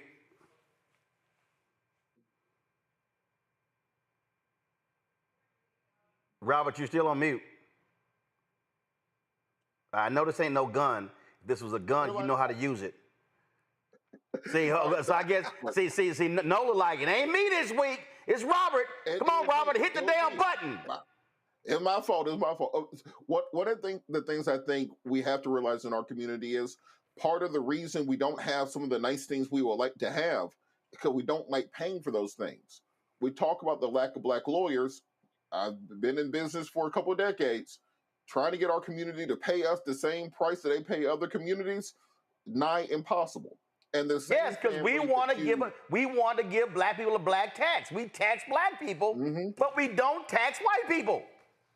And that's the point that I was going to make, that the same people that they son get in trouble, you give them a nice discount to get them out of jail. They're going through a divorce and you help them through that. You help them through their child support issue they got to go through. Then finally they get into a car accident with a truck and the case is worth $250,000 and they can't get to a white lawyer fast enough.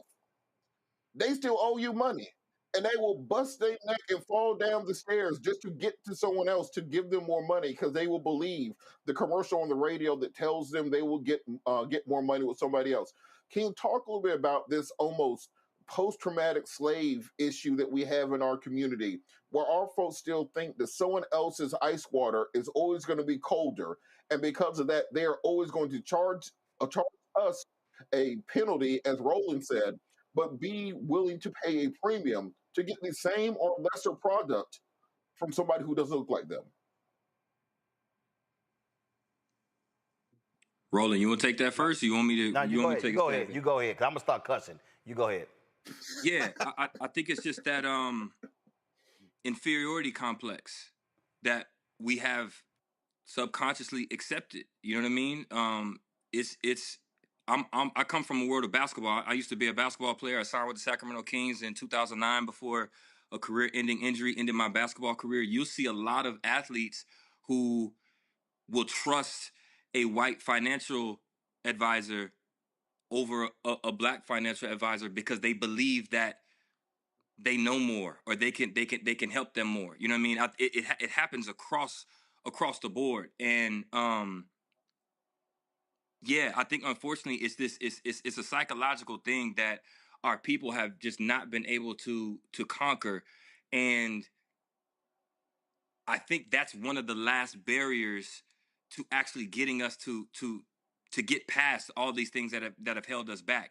It's how we see ourselves. It's how we see ourselves. It's like we see ourselves as ops. We see ourselves as competition. We see ourselves as somebody to compete against when the oppressor is the real enemy. It's like our focus is on the wrong things. And so I don't know. That's one of the reasons why I started Actively Black. It wasn't just the world doesn't need another apparel brand. This was more so something that I was hoping would change the minds of our people. And, you know, we're giving a lot of attention to those who don't understand. I also want to give props to the tribe, to the supporters, to those who have allowed Actively Black to be one of the fastest growing athleisure brands in America because they understand what they're supporting. And when I see those comments and I get that reaction when they're like, man, I poke my chest out a little more when I'm wearing my Actively Black. When I see somebody else wearing Actively Black and we give each other that head nod, acknowledging each other that we part of the tribe, like that made me feel good. That's what we're trying to spread. That's what we're trying to build. And so I think it's just going to continue to take more of us building this way and changing the minds of our people. Greg? Roland. Thank you, brother. Thank you. Thank you, Brother Lanny. I am one of your informal brand ambassadors, brother. Every time a bag like this show up at my house, can you see that, brother?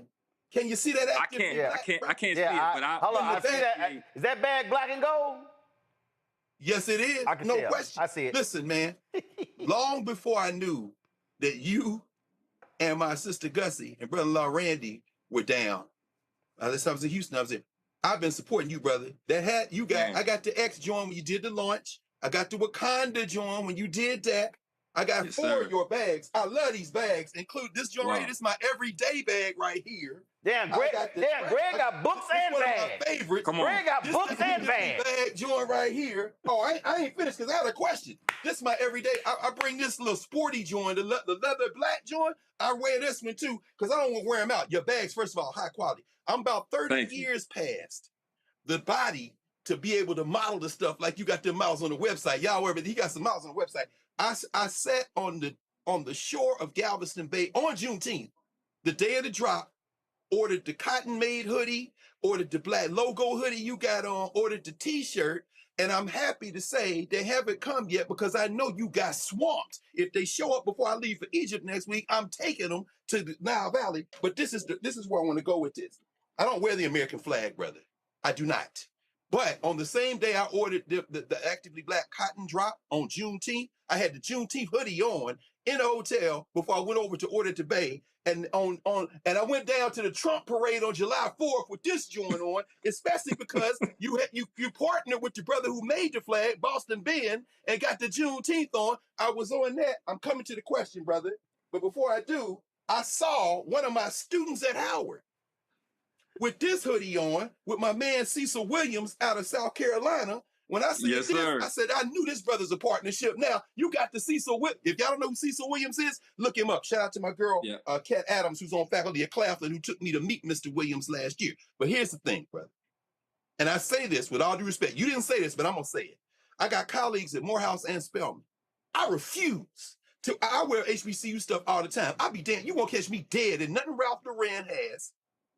And at Howard, I got former students who work at Jordan Brand and Nike who tried to get me involved in promotional when Jordan and them, God bless Michael Jordan, God bless him, but it's so much Jordan stuff on Howard. And I told them kids, they are not buying, they're selling. They're going to use your swag. And when they sell, they gave us these bags for free, Dr. Carr. And then, no, that's the advertising. That stuff's going to be on the website, just like they did with Morehouse and Spelman when they first dropped this stuff. But here's where I'm going with it, brother.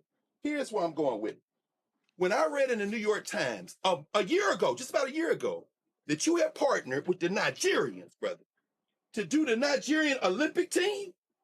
And when you rock this joint right here, what I want to hear from you, and I'm saying this, I want the origin story behind how you got the Nigerians to let you outfit the Nigerian Olympic team, because my partner, who is an investor, by the way, she part of your tribe, some of my best friends in the world who are Nigerians, including one of my very dear friends who is in Killeen, Texas, who is Nigerian, got her sons the tracksuits. My partner got the tracksuit. How did you hook up with the Nigerians? Because you are a true Pan-Africanist, and I want all you people talking about descendants of slaves, I want y'all to understand, this is how we win. How did you get the Nigerians on the Olympic contract, brother? And just let you know, I'm your brand ambassador, brother.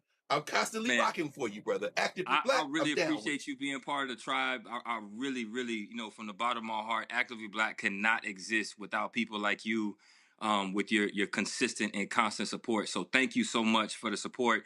But when it comes to Nigeria, so I'm from Houston, Texas, born and raised. I played college basketball at the University of Houston. And when I was there, there's a track athlete named Sean Adigan. Hold on, what high school you went to? Hightower High School, mostly Texas. Boy gone. That ain't he got to get a Jack Yates line, Roland. You got to get a Jack Yates line. My head coach was Greg Wise. Greg Wise is is the head coach over at Jack Yates. So shout out the co-founder of Actively Black, the black woman behind Actively Black, Bianca Winslow. Her father is Ricky Winslow, who's a Jack Yates legend. Hey, why? So, all right, okay, you get a reprieve. Go ahead. All right, appreciate you. And so, Sheon Adigan, she ran track at the University of Houston while I was playing basketball. She is Black history herself. She's the only African to compete in both the Summer and Winter Olympic Games. But heading into the last Olympic Games, Team Nigeria didn't have a brand sponsor. What's her name? What's her name? Sheon Adigan. It's spelled like Sean or no. I know her. S-E-U-N. I know her. Yeah. I know her. Go ahead. And so we became friends while we were at the University of Houston. So fast forward, she knew what we were doing with Actively Black, and she asked if Actively Black could outfit Team Nigeria. They were looking for a brand deal, and I said yes, even though I had no idea what I was doing, because what's bigger than the Olympics, right? But also because it gave us an opportunity to show that what I'm building with Actively Black is not just for Black America. To me, what I'm trying to do is unite the diaspora, because, when you see this logo, it's obviously Pan-African inspired, but when you look at the green that represents the natural wealth, the natural resources, the natural talent that we have as a people, when you look at the red that represents, the blood, the DNA that runs through all of us, and you lean those together, that's where the elevation comes. So that's what this logo actually means. And our common enemy, the colonizers, have done a masterful job of dividing us in so many different ways that we can't even see it enough to know that, man, if we actually unite, we outnumber them. We have more wealth than them. We have more power than them. So now we're divided in you Black American, you Jamaican, you Nigerian, you Brazilian, and we don't understand we're not the global minority at all. Right. You know what I'm saying? And if we can ever find a way to unite all of us, then, that's where our true power lies. So we outfitted Team Nigeria. And to be honest with you, man, it's one of the most proudest moments of my life because, you know, we went out to Paris for the Summer Olympics and I got to see, you know, I've got this picture that I'm going to get blown up and framed. We got to see athletes competing on the global stage, and it was one athlete wearing Nike and another athlete wearing Puma and then an athlete wearing Actively Black on the global stage. It don't get no bigger than the Olympics. And a Black-owned brand that was 3 years old at the time was there. You know what I mean? And yeah, that's a special moment for me. All right, Nola, part two. Nola, go ahead. I get to ask a question? Oh, hold on. I can move on. So you wasting time right now. Well, thank you, sir. Don't take my generosity, girl. You better go and ask your question. Oh Lord, Lanny. Don't have my daddy text me till I leave Nola alone, girl. Come on, better ask your question. Lanny, oh my God. Back to my question. Chop. Come on. You gotta leave in 4 minutes. Come on. Lanny, my question is, please forgive his rudeness. My question is, how do you think about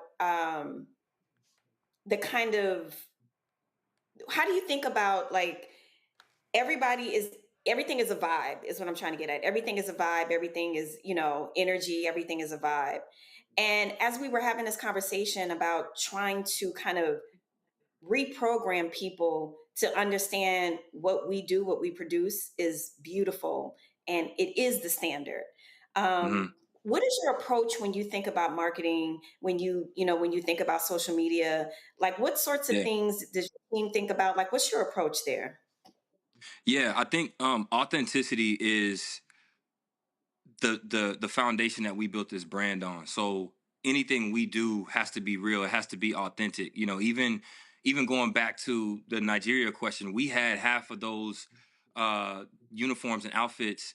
We found a factory in Lagos, Nigeria, to make that, because I wanted that money to go to our people and for it to be authentic when they stepped on that global stage to wear it. So I think even everything that we do has to, it originates with authenticity. So when I think about social media, the content that we create, even, you know, me posting that video today, I was like, you know what, it may be some people that's upset with this, but I don't know any other way to be than my authentic self. And I think that's what people feel with the brand. And so when the marketing with the Yep. They'll get over it. And so I think the thing with Actively Black that has been, if there is any special sauce that I can share, it's, you know, when we think about Nike, when we think about Adidas, when we think about any of those brands, they want you to be a walking billboard for their brand and to promote their brand. The thing that has allowed Actively Black to be successful is our tribe doesn't see they don't see themselves as the billboard for us. They see Actively Black as the billboard for them. They see Actively Black as a brand that represents who they are. They not represent Actively Black. The tribe not representing the brand. The brand represents the tribe. And so when you can create something that people see themselves in, when you can create something where people feel represented, they feel seen, they feel heard, they feel loved, that creates lifetime customers, but it also creates this community that we're building. And so that's the mentality I take into anything that we do with the brand, is remaining authentic to who we are and the mission and the purpose.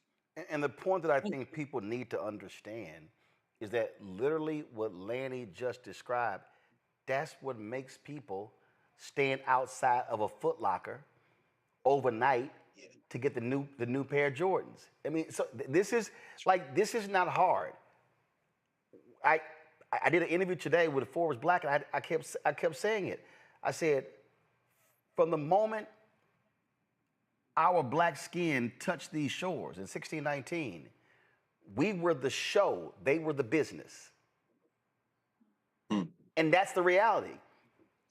They want us to be the show. They want us to be the trendsetter. We literally said, black girl creates a dance on TikTok, white girl recreates it, white girl gets paid.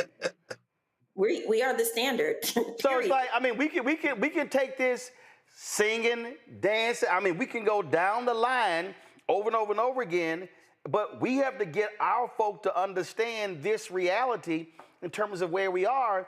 And, I had a couple years ago, the brother with Sia Collective. His brother is building a luxury brand. And he's like, yo, I got celebrities who want me to send them free stuff. He's like, yo, I can't do that. Jim Jones goes into I forgot what the hell it was. One of them. It was a Louis Vuitton. The Louis Vuitton store, and they ignored him for 2 hours. And then he went somewhere else and then came back talking about, yo, I dropped 30,000 worth of. All right. That's not a flex. That's not a flex. I literally saw. I forgot his name. Who was I don't give a damn about them people. Who was dating Angela Simmons? They just broke up. And posting like all these bags and it's Chanel and there's all this here.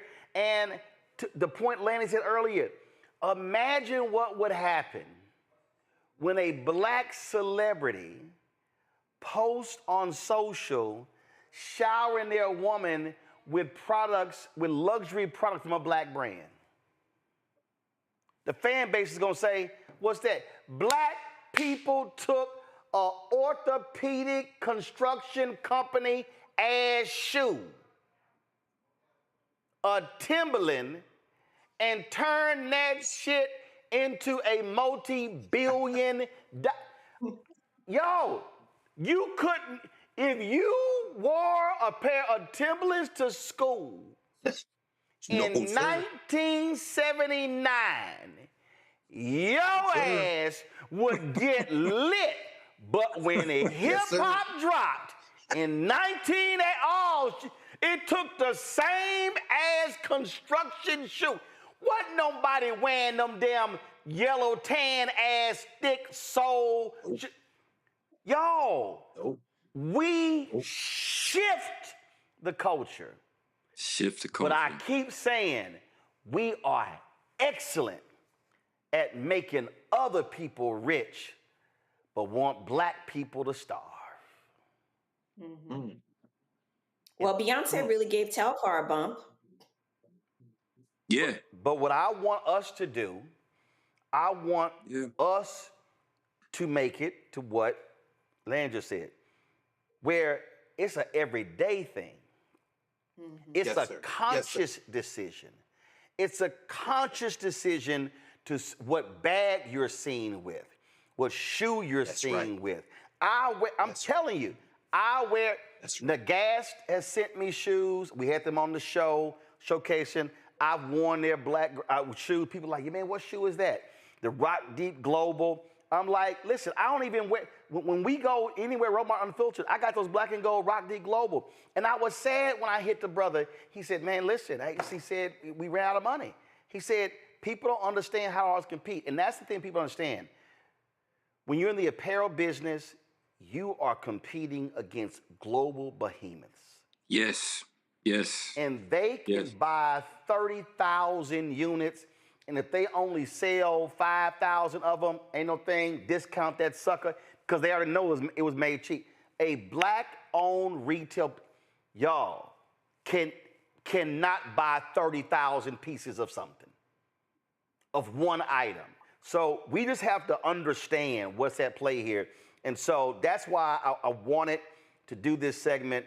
The moment I saw the video, I was like, yo, book that shit. Because by Ralph Lauren calling it this limited edition, I'm telling y'all right now, Negroes gonna buy that sucker out. We gonna be running around, flexing our. The season is starting on the Vineyard. Yeah, and that's Roland, I will be butt naked before I wear anything by any of them. I'm just telling you right now, brother. You clothed me. You saw it. Roland is right. Let me just. Can I ask one more question right quick? Yeah, go ahead. You did a partnership with the Shabazz Center. Here's the Malcolm X joint, right? Could you say a word about your partnerships? Because I know you're not smart. You're growing. Man, I'm thinking about all these historically black high schools. I wasn't kidding about having the Jack Yates shirts or Paul Lawrence Dunbar shirt here in D.C. I'm thinking about all these HBCUs. When you did Cecil Williams and I saw one of my students walk into class with the Williams hoodie on, I got mad because I stalked your website and I hadn't seen it yet, so I immediately ordered it. But Claflin, South Carolina State, I was happy at the same time to see him with it. But could you say something about the intentionality of your partnerships, whether it be the brother Yeah. Ben Hayes who did the Juneteenth flag or the Yeah. Shabazz Center? Yes, sir. Please. Man, the partnerships have been incredible, but they're to your point, they're very intentional. So the very first partnership we did, actually up on my wall, John Carlos and Tommy Smith, 1968 Olympics. You know, they stood at the podium with their fists raised, and I was inspired by a story that I read about Rosa Parks facing eviction, and it was actually a white man. I think he's the founder of Little Caesars Pizza that actually ended up paying her living expenses and her rent until she passed. And it pissed me off. It pissed me off that somebody who did what she did and to you know, as part of the civil rights movement, that she would be elderly, and all the people who made money off the civil rights movement, she was facing eviction. That really, really bothered my spirit. And so I started to look to see, are there any other figures like that that are still living that I could possibly help out? And so contacted John Carlos, and I was like, man, if you would give us permission to use your likeness to create a collection, we will make sure that there is a revenue share for any of that product that's sold, so I can pay you, so that I can help you financially. And he agreed to do it, and that was the first partnership that we did. And it was special, and it was powerful. He's become somebody who's been on my wall almost my entire life, to now somebody who's a friend of mine, you know, and living piece of Black history. So it kind of started there. And then, man, I gotta shout out Damon John, founder of FUBU, because oftentimes we hear about, you know, Black people, we don't look out for each other and we don't help each other out and all that kind of stuff. Man, I had a meeting with Damon John, who wanted to do a FUBU Actively Black collab, and he showed up wearing an Actively Black hoodie. And I just had to compose myself, because growing up, man, when I saw FUBU, when I saw these 4 Black men as the faces of the brand that they started, that was everything to me. To be honest with you, that's the last time I ever bought Polo anything. When FUBU came out, Polo was dead to me. It was FUBU over everything. That's what I'm talking. And so we were in the meeting, and he asked me what else I was working on, and I said, man, I was really inspired by the movie Black Panther. That really kind of was part of my inspiration for starting Actively Black. I showed him the sketches of what I thought a Black Panther Actively Black collab would look like. And this man, Damon John, in the middle of the meeting, he called the head of licensing for Marvel and Disney, and he said, y'all need to see what I just saw. Damn. Take your time, brother. High quality. That's why I rock this hat. That's why I hate getting emotional about telling the story, man. But tell us. Come on, brother. Come on, tell it. Man, he picked up the phone and made that phone call, and 2 days later, I was in a meeting pitching the head of Marvel at Disney. Man, I'm sorry, y'all. It's all right. No, go ahead. No. Take your time. I own this shit. Don't worry about it. And they fast tracked it and approved it. And for Wakanda Forever, the sequel, we had the official apparel partnership for Wakanda Forever, and that was like the first thing that really kind of put our brand on the map. And then Lonnie Ali, Muhammad Ali's wife, found out about us because of that partnership. So she called and she was like, I want y'all to do something for my late husband, Muhammad Ali. That's how we got the Muhammad Ali deal. And then it just kind of became a snowball after that. You know, we've done, we got partnerships with Bob Marley Estate, the Tupac Estate. You know, it's just, I've got some that I can't announce yet because they're coming out, but it's been a snowball effect. But I will say that all of those partnerships, there's a meaning and a message to all of them. The Malcolm X Estate, Martin Luther King Estate, we have collaborations with all of them, and we tell a story through those collaborations. It's something I'm very proud of, man. I'm honestly very humbled by it, because these are all people that I grew up learning about. You know, Huey P. Newton, the Black Panther Party, Fred Hampton Jr. We got a collection coming with him to honor his father, Fred Hampton. These are things that sometimes I gotta pinch myself, because it's hard to think that these pillars in the Black culture, the Black history, are people that we're able to do these collections for. So yeah, thank you for asking that question about our partnerships. It's been special for us. All right, then. Thank you. Last question I have. You talked earlier about funding, whatever. Where are y'all on that? Are y'all talking to other investors? Are you looking at doing a crowd fund? Go right ahead. Absolutely. So we opened up our first round at the end of 2024 through WeFunder. It's a crowdfunding platform that actually allows people to invest and get equity in your brand. So one of my big picture visions for this was that Actively Black is Black owned, not just because I'm Black, but because the actual tribe owns the brand. And so we hit the maximum that we could hit at the time. We're going through our financial audit to be in good standing with the SEC so we can open it back up. So we will be opening back up that WeFunder in 7 weeks. So September, it will be back open. Okay. And we are inviting the tribe to invest in Actively Black. You can own a piece of what we are building. And this is something that I want to remain Black owned. We're not looking to sell this to nobody else. So in the vein of those partnerships that we've had, we've also turned down partnerships. We had a partnership with Peloton that was on the table, and I felt like they disrespected the culture. I feel like they disrespected our partnership by wanting to water down the branding. They felt like we were too boldly Black, and they wanted to water that down. So we pulled out of the deal. You know what I mean? So there's no amount of money that's going to move us from where we stand and our integrity on what we're building. So, y'all get ready. The tribe get ready. In September, we will be opening back up the WeFunder to invest in Actively Black.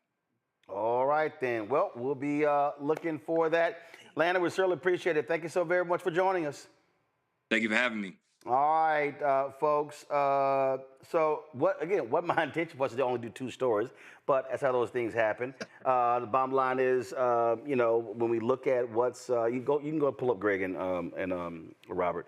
The thing here is that when we talk about this, the point you made earlier, Greg. No, pull up Greg and Robert, please. The thing for me right here is that. And this is why this show matters, and I keep trying to explain to people. There is not a single network in America that would have devoted that much time to Texas redistricting, and ain't gonna be the only time, but also a Black-owned product. I ain't gonna name no names, but I have seen numerous prominent Black accounts post, and see, we ain't doing it. I'm not gonna run it because they ain't getting that free. I've seen numerous prominent Black social media accounts post that Ralph Lauren video. Yes, sir. Not even realizing they're giving them free advertisers. Ralph Lauren does not I need everybody listening to what I'm about to say right now. Ralph Lauren does not have to spend a single dollar advertising its collection because Black folk have given them millions of dollars of free publicity by running the video, showing the clothes, all that sort of stuff. We did it for context sake, but you see, we didn't spend all that time on it. And see, Robert, that's the thing that we don't get. We are literally giving it away for free.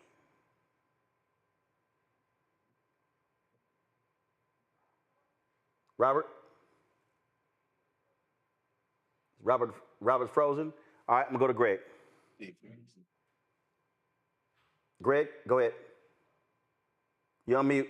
Rolling. There you go. Yeah, I can't. Am I? Oh, no, I think they had me muted. Yeah. Listen, brother. Again, not again. Tonight was special. It really was. Both those stories put it exactly where it needs to be. We are in a country now, the United States, that's about to be fundamentally renegotiated, whether we want it to be or not. The desperation of this Trump administration is just the tip of the spear of the larger desperation. When you wrote in White Fear about the nature of white fear, you named what we are seeing right now. How we react to it was the second hour. It's got to be self-determination. And it can't stop at the shores of the United States of America. Brother, I can't even express to you what this does for my soul, because there are moments when, and this is for everybody listening, when you feel and see the thing that's in your spirit, you recognize that that's the road we have to be on. I wasn't kidding when I saw them drop the thing in Atlanta at the AUC with Morehouse and Spelman. I called some of my friends who were on faculty, some of them who were in the marketing campaign. I said, "What are y'all doing?" They said, "Well, we want to support this, and it's important for us." No problem. And as I said, when Jordan came to Howard and Nike came to Howard, everybody went, and they called me and said, "Well, do you want to be?" No, you won't catch me dead in any of that. And when they gave out all that free stuff, and those young people gave more free advertising to Jordan Brand and Nike than you can imagine, I said, are we that dense? And I'm talking about some well-intentioned people in both those spaces who wanted to do something for Black people. And then, as you say, when this thing dropped, this Martha's Vineyard thing, I'll be butt naked. I promise you, before I wear a stitch of that. But when this comes back to the Black Star Network, brother, this brother Lanny Smith and what he's doing with that small number of employees that he has that is now growing, the connection with the Nigerians, that expression of Pan-Africanism, reaching elders like Cecil Williams and John Carlos. And that's actually how my sister Gussie, she was working with John Carlos to help put that together. That's how I first found out about Lanny Smith. And then my point is coming to this. In our heart, we know. But when we don't think we can win, we start making deals. You haven't made a deal, Ro. You didn't step out on faith, although faith was present. You stepped out on knowledge and the certainty that when we do what you did, we will win. Lanny stepped out on that same thing. It wasn't just faith, it was education, and it was knowledge and certainty that we will win. And what happens when that happens? I promise you, brother, next year, 5 years from now, 30 years from now, 40 years from now, as this thing is renegotiated, crumbles, and is remade in different places, you're going to look like a prophet. Lanny going to look like a prophet. Because the thing that we can do, that we have done before, we're going to do it again. Listen, every time he drops something, and I'm an educator, so I ain't got that kind of money, but I promise you right now, I'm going to get it. And when you have that signal, it's like the nod in the airport that you get. It's like the acknowledgement on the bus or walking down the street when we see each other and we do that head nod. That's the equivalence of. Our victory is certain, brother. We just got to stay on this path. And thank you for the Black Star Network, because we wouldn't be having this conversation anywhere else. And this is what's going to free us. So here's what I need people to understand. First of all, Robert's signal is frozen. So we appreciate Robert being on the show. Here's what I need everybody to understand. We could have made the segment all about Ralph Lauren and Polo and Oak Bluffs and Martha's Vineyard and get caught up all in that. But no, focus on the Black-owned brand. There's a reason we have shopblackstarnetwork.com. Give me a shout of that. There's a y'all, these are all Black-owned products that's sitting to my right.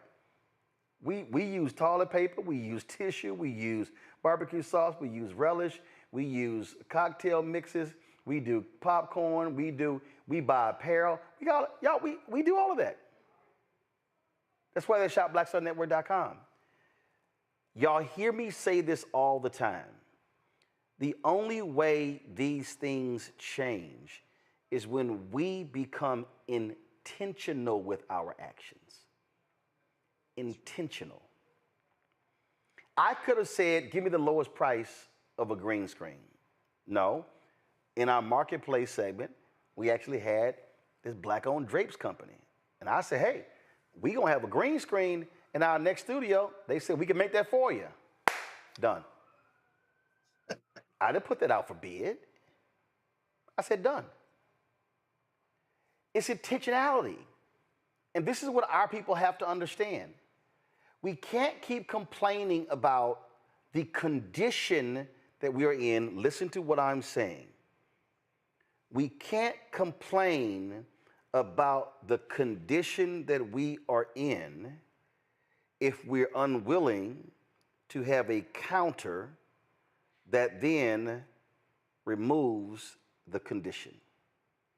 YouTube literally told me, y'all, I'm not making this up.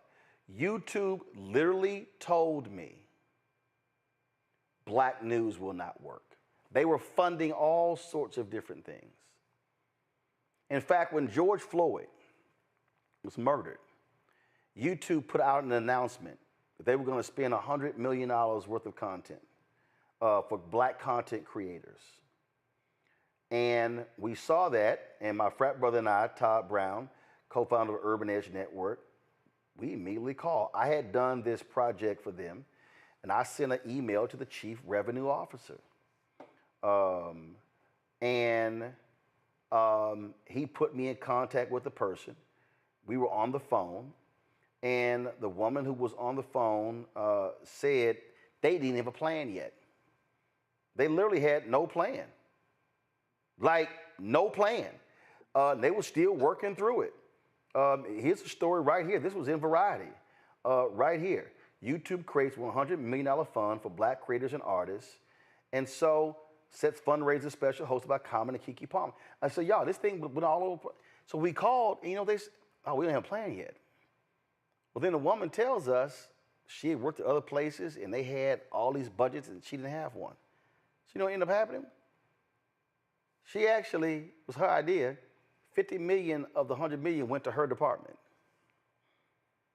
And the other 50 million went to content creators.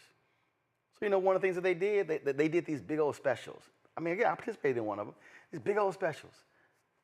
And I was like, they probably spent $3, $5, $6 million on this thing, and it did maybe 1 million views. And I said to them, I said, do you know what you could have done? You could have taken the same $5 million and literally given $500,000 to 10 black content creators, and you would have generated more views than you did with that whole deal. You would have funded 10, and I walked through the whole thing, and they were like, shit, you're right.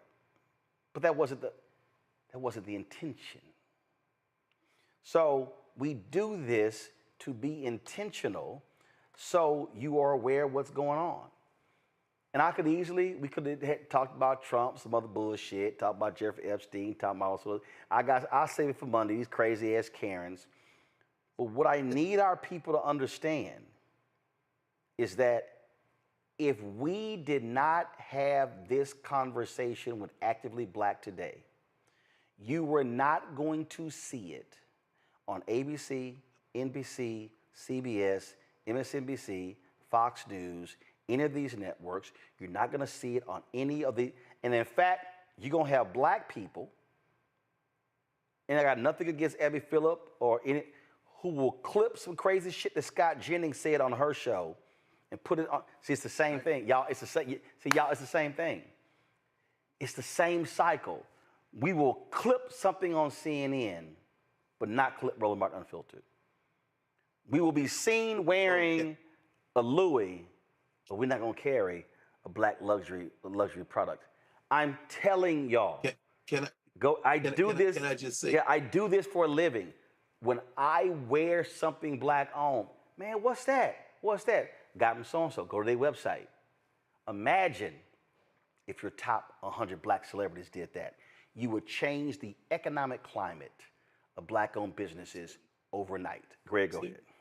Absolutely. No, I didn't want to interrupt you, brother. Because I know you won't say this, but I want to say this to you and to everybody with you listening.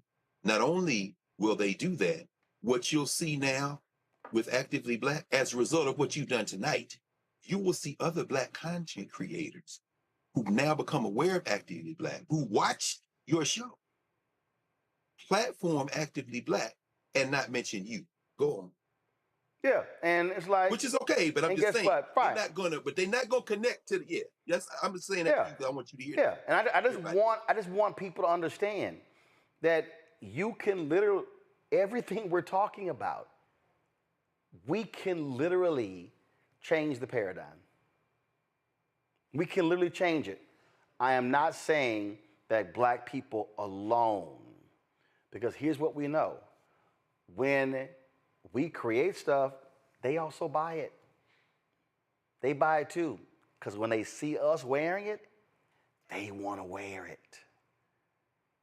So this is Actively Black is not for blacks only. It's not. We can change the game.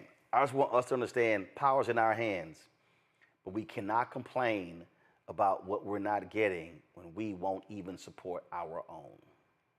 And that was the whole point of the first story. You can't complain about what you don't get politically if you don't vote. And you can't complain about why we don't have a $1 billion black retail apparel business when you're giving your money to Ralph Lauren and Nike and you're ignoring Actively Black and other black companies. It's as simple as that. Greg, thanks a bunch. I want to thank Robert and Nola for also being on today's show. Folks, this is why this show was created. I said when I turned TV One down, I turned $330,000 down. It was a 3-year contract per year. And I said no, because they could not tell me what I was going to be doing. Yes, I turned that down June 2018. And I turned it down again in August of 2018. The contract was up. My contract was up August 31st. They told me the night before Aretha Franklin's funeral when I was there that, hey, they were not going to do a deal. I said, no problem. I knew they were not going to also talk about my contribution, so I had already written a 2,500-word story breaking down what I did. We launched Roland Martin Unfiltered on September 4th, 2018, with 157,000 YouTube subscribers. If I look right now, we are sitting at 1,835,059. We're approaching 2 million. This was about, and I also launched it because Tom Joyner was retiring in December 2019, and I said we've got to have a strong black media-owned media presence for the 2020 presidential election, and that was the case, and then we saw in 2024. What we're seeing right now, the absolute efforts to defund Black America, economically, civil rights, legal, everything, you have many folks in black-owned media who are silent. They're talking about hair and beauty and makeup and the latest Housewives show, the latest whatever the hell. We are not going to be able to build a thriving black America if we're so fixated on entertainment and sports and we don't cover anything else. So when I asked you to support the show, and I'm very clear, I said it, we're not sending hats and t-shirts and bumper stickers and coffees and mugs, stuff like that, because all that stuff costs money. I'm going to reinvest it right back into the show, because we need to be able to have the platforms to build and grow. So yeah, remember the 13-year-old kid, Noah, who I offered a show on the spot, the DNC? His dad asked for a crazy amount of money that I'm like, I can't pay that. Well, they announced yesterday they're doing a deal with iHeartRadio. Okay, that's fine. That's fine. It was a part of iHeartRadio and the podcasting network that Angela Rye owns with Charlemagne. And you know what? That's fine. That's fine. Because we got to have multiple products out here. But understand, I'm still looking for a Gen Z. I'm still looking for Gen Alpha. Because we're not going to allow others to dictate how we move in the future. We have an opportunity to control our destiny, but you cannot control your destiny if you cannot control your community's economics, and if you cannot control your communication mediums. Here, we don't ask permission to talk about black people. We center black people. We don't ask someone, how long can we talk about black people? There's no asking of permission. And the only people, or the only entity that can cancel this show is God. Colbert got canceled. Other shows, Joy Reid got canceled because bosses made those decisions. There is only one boss here. And that's the difference between being an employee and being an owner. Support Roland Martin Unfiltered, the Black Star Network. If you want to join our Bring the Funk fan club, our goal is real simple: get 20,000 of our fans contributing on average $50 each a year. Can't do that, we totally understand. We appreciate anything that you could give. You can give more, it's great as well. those 20,000 folks, if they give $50 a year, raises $1 million, which goes to offset our expenses here, which are $195,000 a month. You want to give you a Cash App, use the Stripe QR code. Cash App changed all of their rules, so therefore we don't have those accounts because they changed the rules. So use the Stripe QR code. You can use that QR code for credit cards as well. All y'all are watching on YouTube, hit the like button. Hit the like button, y'all, because that impacts the algorithm. Checks and money order. Make it payable to Roland Martin Unfiltered. Mailed to P.O. Box 57196, Washington, D.C. 2003 7-0196. PayPal R Martin Unfiltered. Venmo RM Unfiltered. Zelle Roland at RolandSMartin.com. Roland at RolandMartinUnfiltered.com. Download the Black Star Network app, Apple phone, Android phone, Apple TV, Android TV, Roku, Amazon Fire TV, Xbox One, Samsung Smart TV. Of course, be sure to get my book, White Fear, How the Browning of America is Making White Folks Lose Their Minds. Available at bookstores nationwide. Get the audio version I read on Audible. When you buy the book and buy the download, the money comes right back into the show, folks. Support Get Our Swag. Hats and T-shirts and mugs and all that good stuff. Go to shopblackstarnetwork.com. Don't blame me. I voted for the black woman. Matter of fact, let me do this here. My girl Alexis Herman with NABJ. Alexis sent me Alexis Yancey. She sent me a photo today. Hold on one second. Oops. I'm sending to the wrong one. Let me see if I can get it to my iPad right here. All right, so here's a photo right here of Alexis wearing her Don't Blame Me, I voted for the black woman shirt. So Alexis, I appreciate that. I told y'all if y'all do this, tag me in social media, and I appreciate it. And let me shout out my man Steve McKeever. Steve McKeever is in, hold on, let me find the photo. So my man Steve sent me this. I don't know who this guy is, but I appreciate him rocking our shirt. Remember I was at the NBA All-Star game, people were like, yo, I got to get one of those shirts. Well, actually, that was happening, y'all. And so let's see here. Did it actually go through? Let me see here. My man was, so check this out. This is, I don't know who this white guy is, but he was somewhere, and my man Steve McKeever sent me a text message. He said, man, look who this dude is wearing your shirt. And so I was like, pretty cool. I think I found, let's see here. I think, yeah, so this was the photo of Steve sent me. And so I appreciate Steve sending that to me. And then, matter of fact, again, y'all, I don't know where the hell they were, but my man was sitting here proudly wearing Don't Blame Me, I Voted for the Black Woman shirt. Here's a video that Steve sent me as well. Let me pull this video up. And so my man was sitting here enjoying himself and the music, rocking one of our shirts. And so I appreciate Steve sending me the video. And so y'all never know who you're going to see somewhere rocking a Roland Martin Unfiltered, Don't Blame Me, I Voted for the Black Woman shirt. And so, yeah, I appreciate that. Folks, get that stuff at shopblackstarnetwork.com, all right? And don't forget, if y'all want to also get the other black-owned products, go to shopblackstarnetwork.com. Don't forget also, you want to download the app Fanbase. If you want to support them, invest in them, go to startengine.com/fanbase. Tomorrow, folks, we're going to be doing a simulcast with legal analyst Candace Kelly. You know, she did the podcast with Malcolm and Jamal Warner. Well, from 7 to 9 p.m. Eastern tomorrow, they're going to be doing a tribute.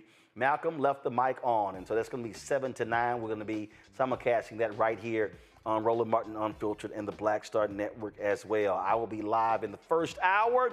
I'll be live in Las Vegas. Beyonce has her last 2 shows of her Cowboy Carter tour in Vegas tomorrow and Saturday. So I'll be hanging out with Bay tomorrow in H-Town, my Houston homegirl. And so we'll figure out which cowboy hat I'm going to rock. Folks, that's it. I'll see y'all from Vegas tomorrow, right here, Roland Martin Unfiltered on the Black Star Network. Holla! Time for Truth Talks.